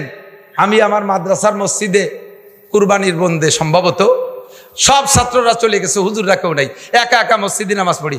একজন পাবলিক আছে আমার পাশে, ও পড়তে করতেই নামাজ পড়ে, ও সব মাদ্রাসা খোলা থাকলে মাদ্রাসা পড়ে, এমনি সময় পড়ে। ও মুসল্লি আর আমি একা, আমি ইমাম। ওরে এখন বললাম যে তুই ইকামত দে। তোরে ইকামত দিতে কইছে, ও বাইলা টের পায় না। আমি কই ইকামত দে, ইকামত বুঝিস? ও কানে হাত দিয়ে আজান দেওয়া শুরু করে দিচ্ছে। একামত দিতে যে আজান দিয়ে শুরু করে দিয়েছে। এত মাদ্রাসায় এত আলেম উলামার পেছের মধ্যে আজ ইকামত চেন না। আবার ইকামত দিতে যে ইকামতের যে কোয়ালিটি তা শুনলি শয়তানও হাসতে হাসতে বেরোয় চলে যায়। আজান দেয় 12-14টা মসজিদের আজান মাইকি শোনা যায়, 14 মসজিদের আজান 14 রকম। আরে আজান কি 14 রকম নাই? এক রকম। এক এক মসজিদে এক এক রকম আজান। কেন? আজানের মস্ক নাই। আল্লাহু আকবার, আল্লাহু আকবার, আল্লাহু আকবার, আল্লাহু আকবার, আশহাদু আন্না লা ইলাহা ইল্লাল্লাহ, আশহাদু আন্না লা ইলাহা ইল্লাল্লাহ। আজান দেশ একামত দেয়, কত কাদামি সালা, কত কাদামি সালা, আইউলাতের সালা, আইউলাতের সালা। মৌলানা মুজিবুর রহমান যুক্তিবাদী কইছিল এক মস্কারির গল্প। গেছি লন্ডন যাই এক মসজিদে দেই যে নামাজ পড়তে ঢুকছি, মসজিদে যে একামত দিচ্ছে, তো একামতে হাইয়ালাল ফালা যা কইলো তাতে শোনা যাচ্ছে হালার ভোত হালা। পরে নামাজের পরে ওরে ধরছি, এ তোর বাড়ি কোন জায়গা? পরে আমার বাড়ি বাংলাদেশের সিলেট। তো এই কামতে কি কলি? এই হাইয়ালাল ভালা কলি না হালার ভোত হালা কলি? যা কই তা কই, তাই 1 লাখ টাকা বেতন। তো জীবন ভরে 1 লাখ টাকা বেতন খাইলা আর হাইয়ালাল ভালাটা ঠিক করে বলা শিখলে না। এর ভিতরে একামত বলতে মস্ক বলতে বললে 90% পাবলিক একামত ফেল করবেন। আমি একটা একামত মস্ক করাই। এই একামত মস্ক করানো ওয়াজঠুক কিসসা কাহিনী আর দুনিয়ার আজেবাজে দিয়া 1000 বছর ওয়াজ করলে যে নেকি হবে, এই একামত মস্কের ভিতরে আপনি তার চেয়ে বেশি নেকি নিয়ে বাড়ি যাবেন ইনশাআল্লাহ। রাজি আছেন তো ইনশাআল্লাহ? একামত দেবেন, এদিক তাকান। আজানে পড়তাম দুই শব্দ একসাথে, আল্লাহু আকবার, আল্লাহু আকবার। বার করে টানলে আজান গলত, ওই আজান আবার দিতে হবে। আল্লাহু আকবার, আল্লাহু আকবার। আপনার ঈমান নষ্ট হয়ে গেছে। কি বলছেন আপনি জানেন? আল্লাহু আকবার মানে আল্লাহ সবচেয়ে বড়। যদি কেউ টান দেন তখন জিজ্ঞাসা হয়ে গেছে। আপনি তখন কেমন কাহারো কাছে জিজ্ঞাসা করতেছেন আল্লাহ কি বড়? আমার তো তা মনে হয় না। এ আল্লাহ বড় না ছোট? আল্লাহ যে বড় এইটা কি কাহারো কাছে জিজ্ঞাসা করবেন না স্বীকার করবেন? বলেন জিজ্ঞাসা করবেন না স্বীকার করবেন? কিন্তু আপনি যে আজান আর ইকামত দিয়েছেন আরে টান দিয়ে এটা আপনি জিজ্ঞাসা করে ফেলেছেন, হামজা ইস্তেফহাম, আল্লাহু আকবার। এরপরে আবার আপনি বলেন আল্লাহু আকবার, আল্লাহু আকবার। এ আরেক মাইর কইছেন আল্লাহু আকবার। কি কইছেন জানেন? আল্লাহ বড় বেয়াদব, আল্লাহ বড় উশৃঙ্খল। নাউযুবিল্লাহ, নাউযুবিল্লাহ। আকবার মানে সবচেয়ে বড়। আকবার হলো শয়তানের সিফাত, শয়তানের গুণ হলো আকবার। আকবার মানে উশৃঙ্খল, আকবার মানে বেয়াদব, আকবার মানে উশৃঙ্খল। আল্লাহ কি বেয়াদব উশৃঙ্খল? কিন্তু আপনি বলছেন আল্লাহু আকবার, তার মানে আল্লাহ উশৃঙ্খল। তাহলে আপনার নামাজ কি হয়েছে? ইন্নাস সালাতা তানহা আলী, এই পিন পড়ে যাচ্ছে, এগুলো সব পিন পড়ে যাচ্ছে, বাল্ব টিউব খুলে যাচ্ছে, লাঙ্গলির ইস্তে খুলে গেছে। এর কারণে আপনার নামাজে আপনারা বিড়ির থেকে ফিরেতে পারে না, আপনার নামাজে আপনারা বেপরদার থেকে ফিরেতে পারে না, আপনার নামাজে আপনারা সুদে কারবার থেকে ফিরেতে পারে না, আপনার নামাজে আপনারা ঘুষ খাওয়া থেকে ফিরেতে পারে না, আলটালে থেকে ফিরেতে পারে না, জারি যাত্রা করসা গাজীর গান থেকে ফিরেতে পারে না, আপনার নামাজে আপনার ঠাউর বাড়ি মেলায় যা থেকে ফিরেতে পারে না, মদ গাজা আবা ফেন্সিডিল হিরোইন থেকে ফিরেতে পারে না, পরের জমি জাল দলিল করা থেকে ফিরেতে পারে না, জিনা ব্যভিচার থেকে ফিরাইতে পারে না, দুধে পানি দিয়া থেকে ফিরাইতে পারে না, মিথ্যে কথা থেকে ফিরাইতে পারে না। নামাজের দায়িত্ব ছিল এই সমস্ত আকাম থেকে ফিরেনু, কিন্তু আপনি নামাজ দ্বারাই শুদ্ধ করতে পারেন নাই, এর কারণে আপনার কোনো আকাম থেকে ফিরেতে পারতেছে না। কষ্ট হচ্ছে?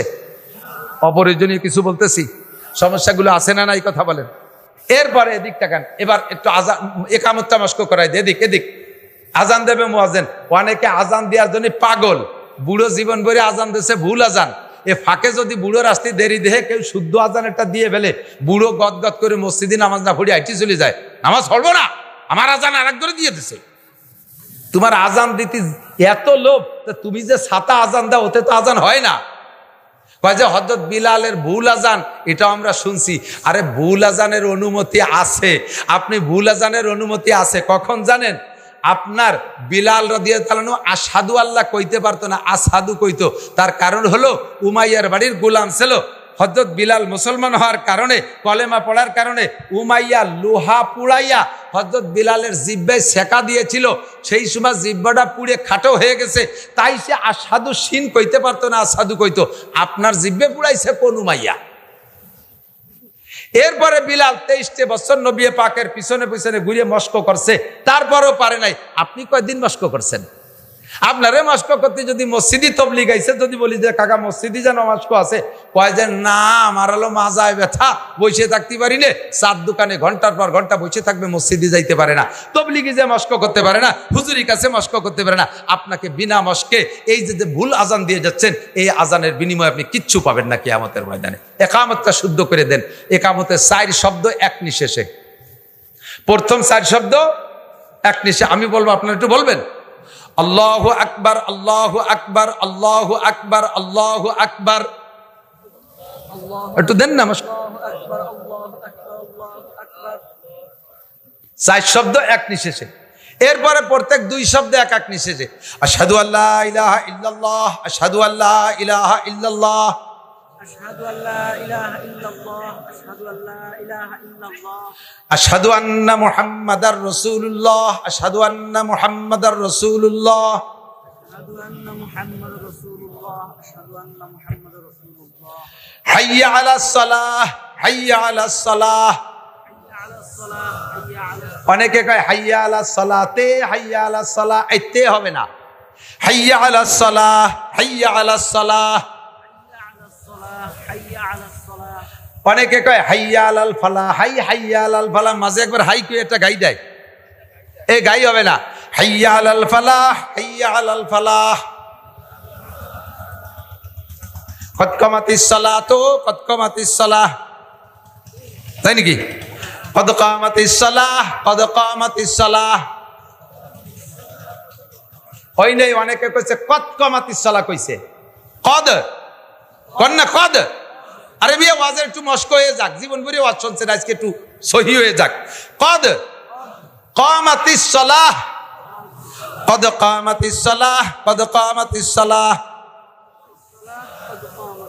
শেষের 3 শব্দ এক নিঃশেষে।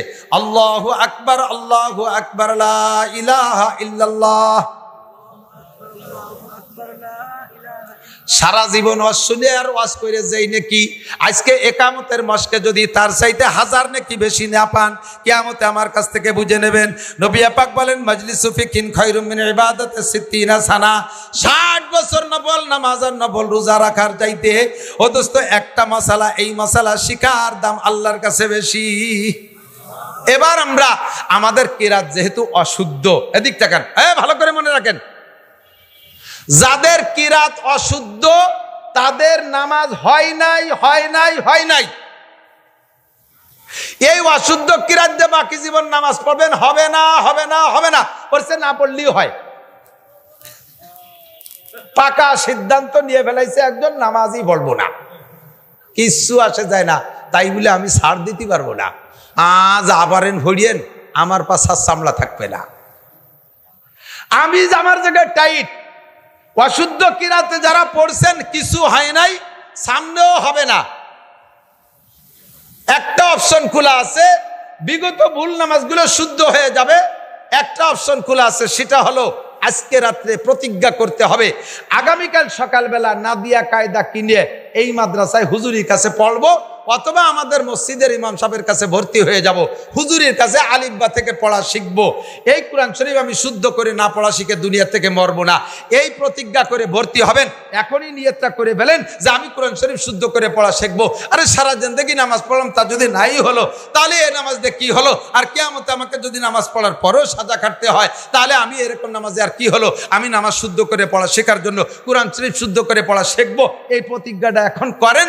ফজরের আগে যদি আপনি মারা যান, ফজরের আগে যদি আপনি মারা যান, বিগত জীবনের সমস্ত ভুল নামাজকে আল্লাহ তাআলা শুদ্ধ করে আমল নামা ভরে দেবে। সুবহানাল্লাহ। আহা, জজবা তৈরি করতে পারলাম না। বোঝেন নাই কথা? নিয়ত করতে হবে আমি কোরআন শরীফ কালকে থেকেই পড়া শেখা শুরু করব। মহিলাদের কোরআন শরীফ, মহিলারা একটু কোরআন শরীফ বেশি পড়ে, কিন্তু কিচ্ছু হয় না, কিচ্ছু হয় না। ওই একসময় কইতা মারেন ব্যাঙ্গানু সালাম দিছি, বিটিরা একটু রাগ হয়। মক্তবের হেলপারি তো করছি আমি, জানি কে কেমন পড়ে। আল্লাহু আকবার। কিচ্ছু হয় না, অথচ রমজান মাসে 5 খতম দিয়ে দেয়, মাসে মাসে খতম একটা দেয়, কিচ্ছু হয় না। শুদ্ধ করে না পড়ে, অশুদ্ধ যদি 1000 খতম পড়েন, তার চাইতে একটা হরফ শুদ্ধ করার জন্য মেহনত করলে আল্লাহ বেশি নেকি দান করবে। এর জন্য মেয়েদের মহিলা মাদ্রাসায় যাওয়া ফরজ হয়ে গেছে, মেয়েদের মহিলা মাদ্রাসায় যাওয়া ফরজ। আমরা ভুল করছি, আমরা বড় হয়ে গেছি, সময় নাই আমাদের।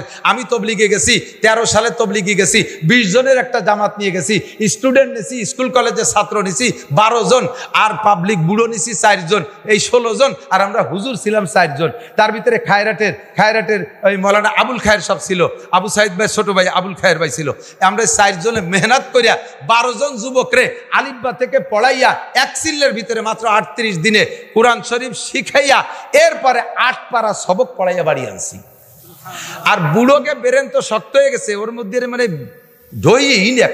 মানে চৈতি ডেলার মতো শক্ত হয়ে গেছে। তারপরও মোটামুটি জের জবর পেশ, অক্ষর চিনাইয়ে জের জবর পেশ, জজম তাসদিদ পর্যন্ত শিখেই ফেলাইছিলাম।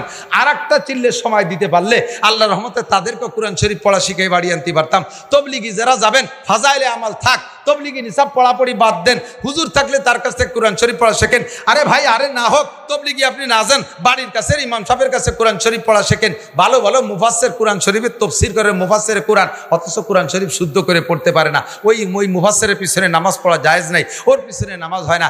ইমামের যদি কিরাত গলত হয়, ওর কিরাতের কারণে নামাজ গলত, পুরো মসজিদের সকলের নামাজ বাতিল হয়ে যাবে। আর ইমাম সাহেবের কিরাত শুদ্ধ আছে। এখন থেকে আমার দিকে তাকান, আর একটু বাকি জিন্দেগিতে সহজ পথ শিখিয়ে দেই। আমরা হানাফি মাযহাবের লোক, আমাদের মাযহাবের মাসালা হলো ইমামের পিছনে নামাজ পড়লে মুসল্লিদের কিরাত পড়া লাগে না, আলহামদুলিল্লাহ পড়া লাগে না। তাহলে কিরাত গলত হলে যে নামাজ বাতিল হয়ে যায়, এই বিপদটা থেকে কমপক্ষে ফরজ নামাজে বেঁচে যাচ্ছি ইমামের পিছনে নামাজ পড়লে। কথা বলুন ঠিক কি ঠিক না? এই ইমামের পিছনে নামাজ পড়লে আমার কিরাত পড়া লাগতেছে না, ইমামের শুদ্ধ কিরাতে আমি শুদ্ধ নামাজ পেয়ে যাচ্ছি। পাশাপাশি আরেকটা ইনকাম হলো, 1 ওয়াক্ত নামাজ যদি জামাতের সাথে ইমামের পিছনে পড়েন, আপনার আমল নামায় আল্লাহ তাআলা 527 ওয়াক্ত নামাজের নেকি লিখে দেবে। 527 ওয়াক্ত। বিগত জীবনে যে ভুল হয়ে গেছে নামাজগুলো, আল্লাহ তাআলা ইচ্ছে করলে এই বোনাস দিয়ে ওই ভুলের গর্ত গ্যাপগুলো বন্ধ করে দিতে পারে। এই জন্যই নামাজ পড়বো আমি জামাতের সাথে, ঠিক আছে তো? ইনশাআল্লাহ জামাতে নামাজ পড়বো। এবার জামাতে নামাজ পড়ার মধ্যে আর একটা মাসালা বলি, দিক তাকান। জামাতে যখন নামাজ পড়েন, ইমামের পিছনে প্রথম তকবীর দেয়া, কানে হাত দিয়ে যে তকবীর দেয়, নাম তকবীরে উলা। কি বলে? এইটার নাম তকবীরে তাহরিমা। এটা ইমাম সাহেব যখন আল্লাহু আকবার বলে সানা বান্ধে, আমরা অনেকে আছি মুখ বন্ধ করে রেখে খালি কানে হাত দিয়ে সানা বান্ধি। প্রথম তাকবীর সব মুসল্লিদের উপরে ফরজ, প্রত্যেক মুসল্লির উপরে। যেই যখন নামাজে জয়েন করবেন, প্রথম তাকবীর আল্লাহু আকবার বলা, কানে হাত দেয়া সুন্নত, কানে হাত না দিলেও নামাজ হয়ে যাবে। সুন্নত তরক করলে নামাজ ছোটে না, কিন্তু মুখে আল্লাহু আকবার বলতে হবে। আপনি এদিক তাকান। এবার ইমাম সাহেবরে যাইয়ে পাইছেন আপনি রুকুতি, কোন আলাতে? রুকুতি পাইছেন। এখন যদি আপনি ইমাম সাহেবরে রুকু অবস্থায় ধরে বসতে পারেন, রুকুতি যা পেয়ে যান, তাহলে ওই রিকাতটা পাইছেন। ওই 1 রিকাতের দাম 527 রিকাত। একটুক্ষণ সুবহানাল্লাহ। যদি ইমাম সাহেব রুকুতে উঠে যাওয়ার পরে আপনি দাঁড়াইছেন, ওই রিকাতটা পান নাই। সিজদা পাইছেন, রুকু পান নাই, নামাজ ওই রিকাত আপনি পান নাই। ভালো করে মনে রাখবেন। এই জায়গায় অনেকে ভুল করে, রুকুতে ইমাম সাহেব সিজদা গেছে, ইমাম সাহেবের সাথে সিজদা গেছে, রুকু পাই নাই, মনে করছে রিকাত পেয়ে গেছি। আপনি কিন্তু ওই রিকাত পান না, ওই রিকাত সালাম পীরের উপরে আবার পড়িয়ে দিতে হবে। এবার রুকু পাওয়ার জন্য শর্ত কতটুকু, এটুকু শোনেন। আপনি আল্লাহু আকবার বলে রুকুতি যে ইমাম সাহেব সামি আল্লাহর সিন বলার আগে কমপক্ষে একবার আপনি বলতে সুযোগ পাবেন সুবহানা রাব্বিল আযীম। একবার যদি ইমাম সাহেব সামি আল্লাহ বলার আগে রুকুতি পেয়ে যান, তাহলে রুকু পাইছেন মানে ওই রিকাতটা পেয়ে গেছেন। এখন ইমাম সাহেব রুকুতি আছে, খুব ক্রিটিক্যাল মাসালা। ইমাম সাহেব রুকুতি আছে, আপনার যাইয়ে তো কাজ বাকি রয়েছে মেলা কিছু। 1 নম্বরে ইন্নী ওয়াজহাতু, 2 নম্বরে নাওয়াইতুয়ান, 3 নম্বরে আল্লাহু আকবার বলে সানা। এই সানা চুল্লা বানতে বানতে ইমাম সাহেব রুকুতে উঠে যাবে। তা আপনি কি করবেন? এই সময় আপনার ইন্ডিয়া জাতুর দরকার নাই, এই সময় আপনার নাওয়াইতুয়ানের দরকার নাই, এই সময় আপনার সানা সুমানাকার দরকার নাই। দরকার আছে কি? 2টা তাকবীর দেবেন, আল্লাহু আকবার কয়ে সানায় হাত দিয়ে আল্লাহু আকবার করে রুকুতে চলে যাবেন। ইমাম সাহেবের রুকুতি পাইছেন তো রাকাতটা পাইছেন, রাকাতটার দাম 527 টাকা। মাগরিবের 3 রাকাত, এদিক তাকান, মাগরিবের 3 রাকাতে পাইছেন 1 রাকাত, পাইছেন 1 রাকাত, 2 রাকাত পান নাই। কয় রাকাত? 2 রাকাত পান নাই। এই 1 রাকাত ইমাম সাহেবের পিছনে পাইছেন, ইমাম সাহেব সালাম ফিরানোর পরে আপনারা 2 রাকাত পড়তে হবে না? এই 2 রাকাত ইমাম সাহেব সালাম ফিরানোর পরে আবার আর এই জায়গায় আরেকটা মাসালা, ইমাম সাহেব একদিক সালাম ফিরে দেওয়ার সাথে সাথে আপনি উঠে যাবেন না। হ্যাঁ মিয়া দিক তাকান, ইমাম সাহেব একদিক সালাম ফিরানোর পরে সাথে সাথে আপনি উঠে যাবেন না, কারণ হতে পারে একদিক সালাম ফিরে ইমাম সাহেব তো সসিদাও দিয়ে বসতে পারে, কাজেই দ্বিতীয় দিক বাম দিক সালাম ফিরানোর আগে আপনি উঠবেন না।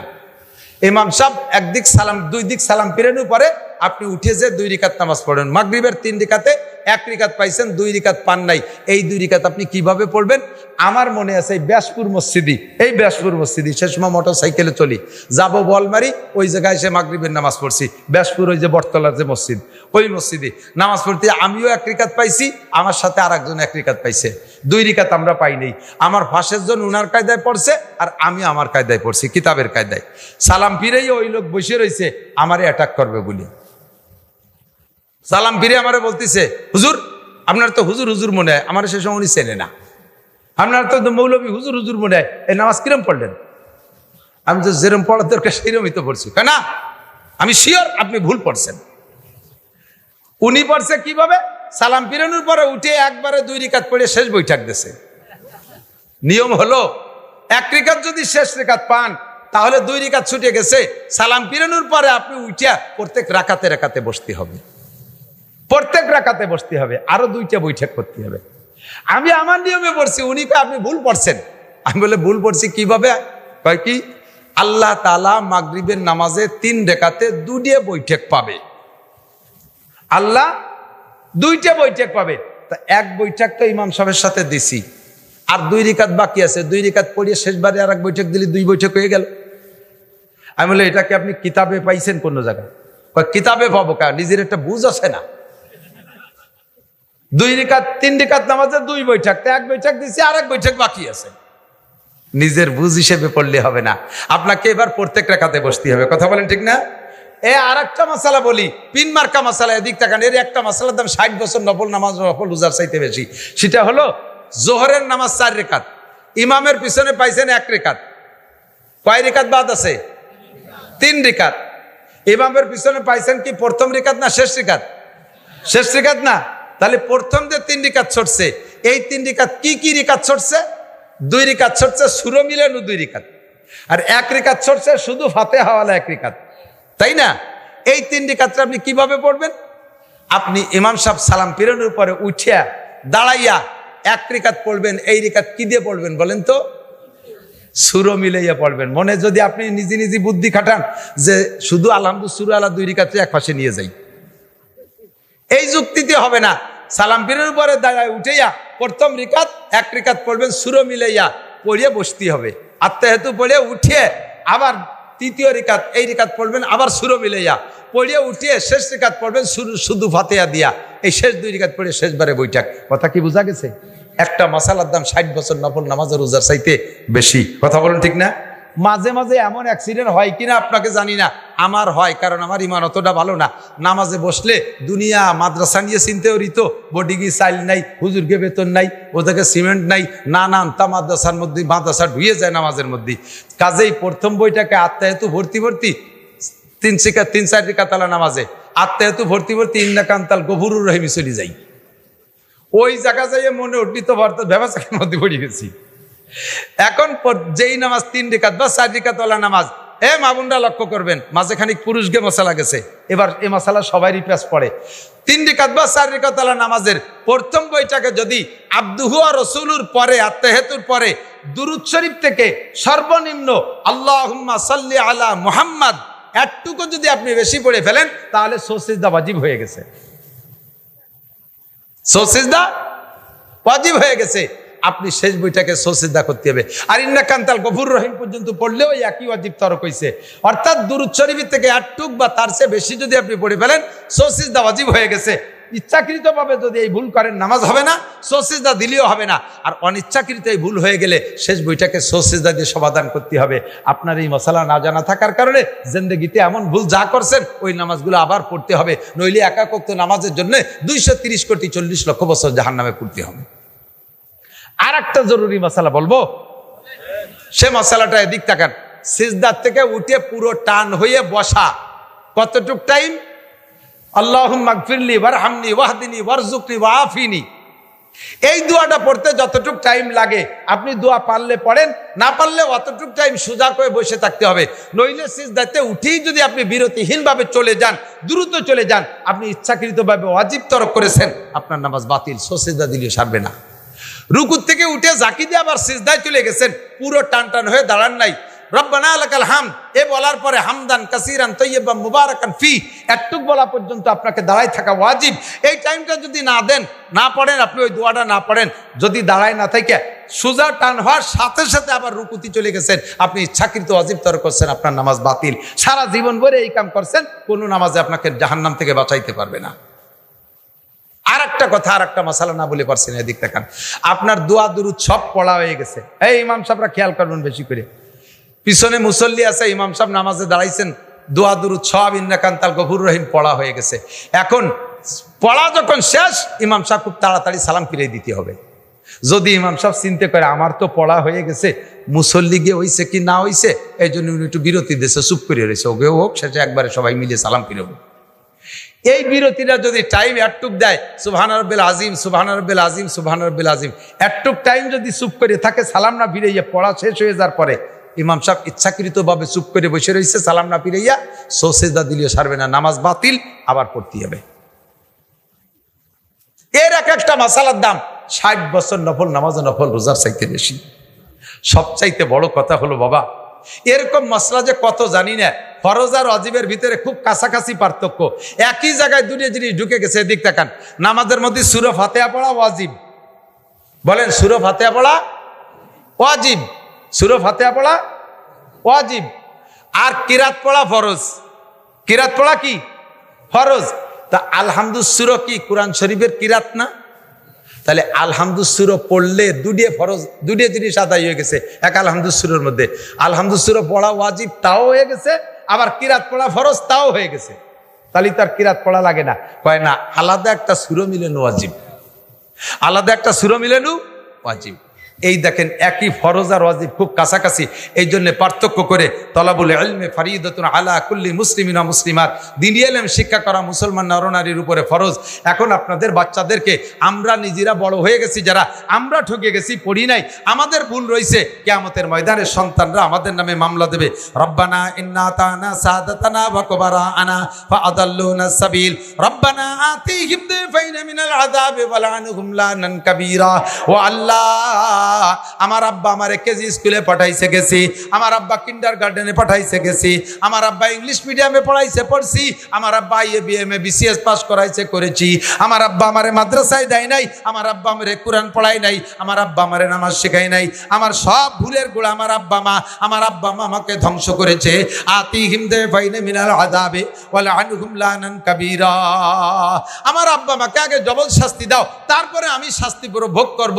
আল্লাহ, তুমি তাদেরকে আমার সামনে এনে দাও, পায়ের নিচে ফেলাইয়া পাড়াবো। তারা আমাকে কেন ক্ষতি করেছে? বাবা, ডাক্তার ইঞ্জিনিয়ার বানানো দোষ না, আইএবিএমএ বিসিএস পাস করানো কোনো দোষ না, বিলকুল পড়াবেন কোনো দোষ না, কিন্তু সন্তানকে আগে নামাজ শিক্ষা দেন, আগে কোরআন শিক্ষা দেন, আগে ধর্ম শিক্ষা শিক্ষিত করেন। আল্লাহ পাক রব্বুল আলামিন কিয়ামতের ময়দানে ওই সন্তানের সুপারিশে আপনাকে জান্নাত নসিব করবে। ছোট্ট মাদ্রাসা করছে মৌলানারা, কামরুল নাকি নাম, মাওলানা কামরুল হাসান, এই শুরু করছে মাদ্রাসা। জায়গাটা বড় ভালো লাগছে, পছন্দ হয়েছে। আপনারা স্থানীয়রা সহযোগিতা করবেন, বলবেন আশেপাশে অনেক মাদ্রাসা, এত মাদ্রাসার দরকার নাই। আরে ভাই, আশেপাশে কত স্কুল আছে, আবার কেজি স্কুল খুলছেন কে, আবার কিন্ডারগার্টেন করছেন কে, কত সরকারি স্কুল আছে, তার ভিতরে ব্যারাক স্কুলের কি দরকার, ওই গ্রামে স্কুল আছে, এই গ্রামে স্কুলের কি দরকার? এত স্কুল যে পরিমাণ হয়েছে, ওই পরিমাণ এখনো মাদ্রাসা হয় নাই। আমি চ্যালেঞ্জ করে বলতে পারি, আদর্শ শিক্ষা যদি পাইতে হয় তাহলে মাদ্রাসা মাদ্রাসার মধ্যেই আছে। কথা বলুন ঠিক কি ঠিক না? মাদ্রাসার ছেলেরা ইয়াবা খায় না, গাঁজা খায় না, ফেনসিডিল খায় না, হিরোইন খায় না, বেয়াদবি করে না, উস্তাদের মাথায় বাড়ি মারে না, উস্তাদের পদত্যাগ চায় না, উস্তাদের সাথে কোনো বেয়াদবি করে না, তারা অপহরণ করে না, দর্শন করে না, চুরি করে না, ডাকাতি করে না, যত প্রকার অনৈতিক কাজ এর একটাও মাদ্রাসার ছেলেরা করে না। আপনার সন্তানকে আগে কোরআন শিক্ষা দেন, পরে জেনারেল পড়ান, ইনশাআল্লাহ তারা খারাপ হবে না। আল্লাহ তাআলা আমাদের তৌফিক দান করে। রাজনীতিবাজ করি না, শেষ ফিনিশিং রাজনীতিবাজ অল্প টুক করে যাই। আমাদের বর্তমানে বাংলাদেশে সরকার নাই, নির্বাচিত সরকার নাই, অন্তর্বর্তীকালীন সরকার মানে শেখ হাসিনা ছাড়িয়ে দিয়ে চলে গেছে, কি করবো, দায় ঠাই একজনের গাড়ি উঠে দিছি, এর নাম সরকার না। নির্বাচিত সরকার ছাড়া সরকার না। দোয়া করব এই নিউট্রাল টাইম, ফ্রি টাইম, এখন কেউ নাই, মাঠ খালি, এই খালি মাঠে আপনি আখ লাগাইলেও লাগাইতে পারেন, আপনি বাবরা গাছ লাগাইলেও লাগাইতে পারেন, আঙ্গুর গাছ লাগাইলেও লাগাতে পারেন। এই ফ্রি মাঠটা, খালি মাঠে আর আমরা কাটাওয়ালা বাবরা গাছ দেখতে চাই না। কথা বলেন ঠিক কি ঠিক না? আমলিগ বলেন আর বিএনপি বলেন, কেউরে তো আপনারা দেখতে কম দেখেন নাই, কোন চাষিবা কম সালুন খাওয়ার জম। আমাকে দিক কয় না একটা প্রবাদ, কোন চাষিবা কম সালুন খাওয়ার জম। সব চাষিরে দেখছি, আমাকে আদ্য দরকার নাই। এবার একটু দোয়া করেন যাতে আল্লাহ তাআলা কুরআন এবং হাদিস অনুযায়ী দেশ চালানো, কুরআন সুন্নাহর ইসলামী স্টেট বাংলাদেশকে বানায় দিক। বলেন আমিন। এতে কি একমত আছেন? আপনারা আছেন? কারা কারা একটু দেখবেন, হাত দেখাবেন। আমি এর ভিতরে আমলিগির লোকও আছে, বিএনপির লোক আছে, আমি সব বাদ দিছি। আমার বাড়ি গোপালগঞ্জ, গায়ে নৌকোর গন্ধ সারা বাংলাদেশ থেকে সবাই পায়, কিন্তু নৌকো ভৌকো আর দানের শেষ মানে শেষ কোনো তার আর দাবদারি না। এখন যেহেতু ফ্রি মাঠ পাইছি, এবার আল্লাহর কোরআনকে বাংলার জমিনে প্রতিষ্ঠিত করতে হবে। ঠিক আছে না ইনশাআল্লাহ? এর জন্য শর্ত হলো মৌলবীরা এক হতে হবে। কারণ মৌলবীরা এক হতে হবে। 3 মৌলবী 13 দললি আমরা কোনোদিন পাবো না। আমাকে জন্য একটু দোয়া করেন যাতে আমরা হুজুররা যাতে এক হই আপনাকে কাছে আসতে পারি। এই দোয়াটুক আপনাকে কাছে চাই। পরে জালালি খতম পড়ে আমরা আপনাকে জন্য দোয়া করে দেবো ইনশাআল্লাহ। আল্লাহ তাআলা কুরআনি বাতাস বাংলার জমিনে বহায় দিক। সবাই বলেন আমিন। দুরূদ শরীফ পড়ি। আল্লাহুম্মা সাল্লি আলা মুহাম্মাদিন ওয়া আলা আলি সাইয়্যিদিনা মুহাম্মাদিন ওয়া বারিক ওয়া সাল্লিম। আল্লাহুম্মা সাল্লি আলা মুহাম্মাদিন ওয়া আলা আলি সাইয়্যিদিনা মুহাম্মাদি ওয়া বারিক ওয়া সাল্লিম। মাদ্রাসা যদি জমে যায় তাহলে বহিরাগত ছাত্ররা এসে আবাসিক হয়ে যাবে। আর আবাসিক যারা থাকবে এদের যদি বোর্ডিংয়ে খাওয়াইতে হয়, এক একটা ছেলের পিছনে মিনিমাম 3000 টাকা লাগে। তাহলে 3000 টাকা কামাই করে কয়টা ছেলেরে পালা পোষা যাবে? আবার বাড়ি যদি আপনার খাবারের সাথে একটা ছেলেরে লজিক রাখেন, তাহলে ওই 3000 টাকা আপনার সংসারতে খরচ আছে, এটা আপনি টের পাবেন না। ফাঁকে মাদ্রাসার 3000 টাকা বেঁচে যাবে। যদি বহিরাগত ছেলেরা এসে আবাসিক হয়ে যায়, আপনারা কি একটু লজিং রাখবেন ইনশাআল্লাহ? 4টে ভাত খাওয়াইতে পারবেন তো ইনশাআল্লাহ? দেখবেন আপনার ভাতে কম পড়বে না। ওই ছেলেটা রাত্রে তাহাজ্জুদ পড়ে দোয়া করবে। আপনি নাক ডেকে যে সময় ঘুমোচ্ছেন, আপনারা বউ বাচ্চা সবাই খেয়ে দিয়ে ঘুমাচ্ছেন, ওই সময় আপনার পরিবারের জন্য দোয়া করবে। ইনকামে বরকত হবে ইনশাআল্লাহ। আপদ বিপদ থেকে আল্লাহ রক্ষা করবে। আল্লাহ তাআলা কবুল করুক। আল্লাহুম্মা সাল্লি আলা মুহাম্মাদি ওয়া আলা আলি সাইয়্যিদিনা মুহাম্মাদিন ওয়া বারিক ওয়া সাল্লিম। রব্বানা যালামনা আনফুসানা ওয়া ইল্লাম তাগফির লানা ওয়া তারহামনা লানাকুনান্না মিনাল খাসিরিন। আয় মেহেরবান আল্লাহ, জুমার রাত্রে, রবিউল আউয়াল মাস, দামি মাসের দামি রাত্রে তোমার নেককার বান্দা বান্দীদেরকে নিয়া আমি মূর্খ, আনপড়, অযোগ্য, বেআমল যা পারসি শরিয়াতের কিছু মাসালা নিয়ে আলোচনা করেছি। রব্বুল আলামিন আমাদের আলোচনার ভুল চুক মাফ করে তুমি কবুল করে নাও। আয় রব্বুল আলামিন আমাদের জীবনের সব গুনাহ তুমি মাফ করে দাও। হাজার হাজার গুনাহ করি, ইবাদত করি, তাও গুনাহ হয়ে যায়, ইবাদতও হয় না। আয় আল্লাহ রব্বুল আলামিন এই সমস্ত ভুল ত্রুটি মাফ করে তুমি আমাদেরকে ক্ষমা করে দাও। আমাদের সব ইবাদত বন্দেগী তুমি কবুল করে নাও। বাকি জিন্দেগি শুদ্ধ করে ইবাদত করার তৌফিক দান করো। আমাদের আব্বা মা, দাদা দাদি, নানা নানি, শ্বশুর শাশুড়ি, আত্মীয় স্বজন, পাড়া প্রতিবেশী, বন্ধু বান্ধব, উস্তাদ শাগরেদ, পীর মুর্শেদ, ছাত্র ভাই, কর্মজীবনের আপনজন বন্ধু যারা কবরে শুয়ে আছে, সকলের পক্ষ থেকে ক্ষমা চাই, তুমি মাফ করে দাও। সকলের কবর আযাব তুমি এক্ষুনি বন্ধ করে দাও। এই এলাকায় যত কবরবাসী কবরে শুয়ে আছে, এই মাদ্রাসার ওসিলায়, আমাদের মাহফিলের দোয়ার ওসিলায় আল্লাহ সব কবরবাসীর কবর আযাব মাফ করে দাও। আমরা যারা দুনিয়ায় বেঁচে আছি, আমাদের জান, মাল, ইজ্জত, আবরু তুমি হেফাজত করো। আয় আল্লাহ আমাদের সকলকে ঈমান ও ইসলামের সাথে থাকার তৌফিক দান করো। পরিপূর্ণ সুস্থতার সাথে, সম্পূর্ণ ইজ্জত ও সম্মানের সাথে প্রশস্ত হালাল রিজিকের সাথে আমাদের সবাইকে তুমি লম্বা হায়াতে তৈবা দান করো। হাসপাতালের বেডে ঘরের বিছানায় ফেলে রেখো না আল্লাহ। আমাদের অনেকের বাড়িতে রুগী আছে, আরও দেশ বিদেশ থেকে আমার মহব্বতের অনেক মানুষ রুগীরা দোয়া চেয়েছে। মেহেরবান আল্লাহ, সব রুগীদেরকে তুমি সুস্থ করে দাও, সব রুগীদেরকে শেফা দাও, সুস্থ করে দাও। সারা দুনিয়ার মসজিদ মাদ্রাসাগুলো কবুল করে নাও। এই ছোট্ট মাদ্রাসাটা তুমি কবুল করে নাও। মাদ্রাসার সব হাজাত জরুরত পূরণ করে দাও।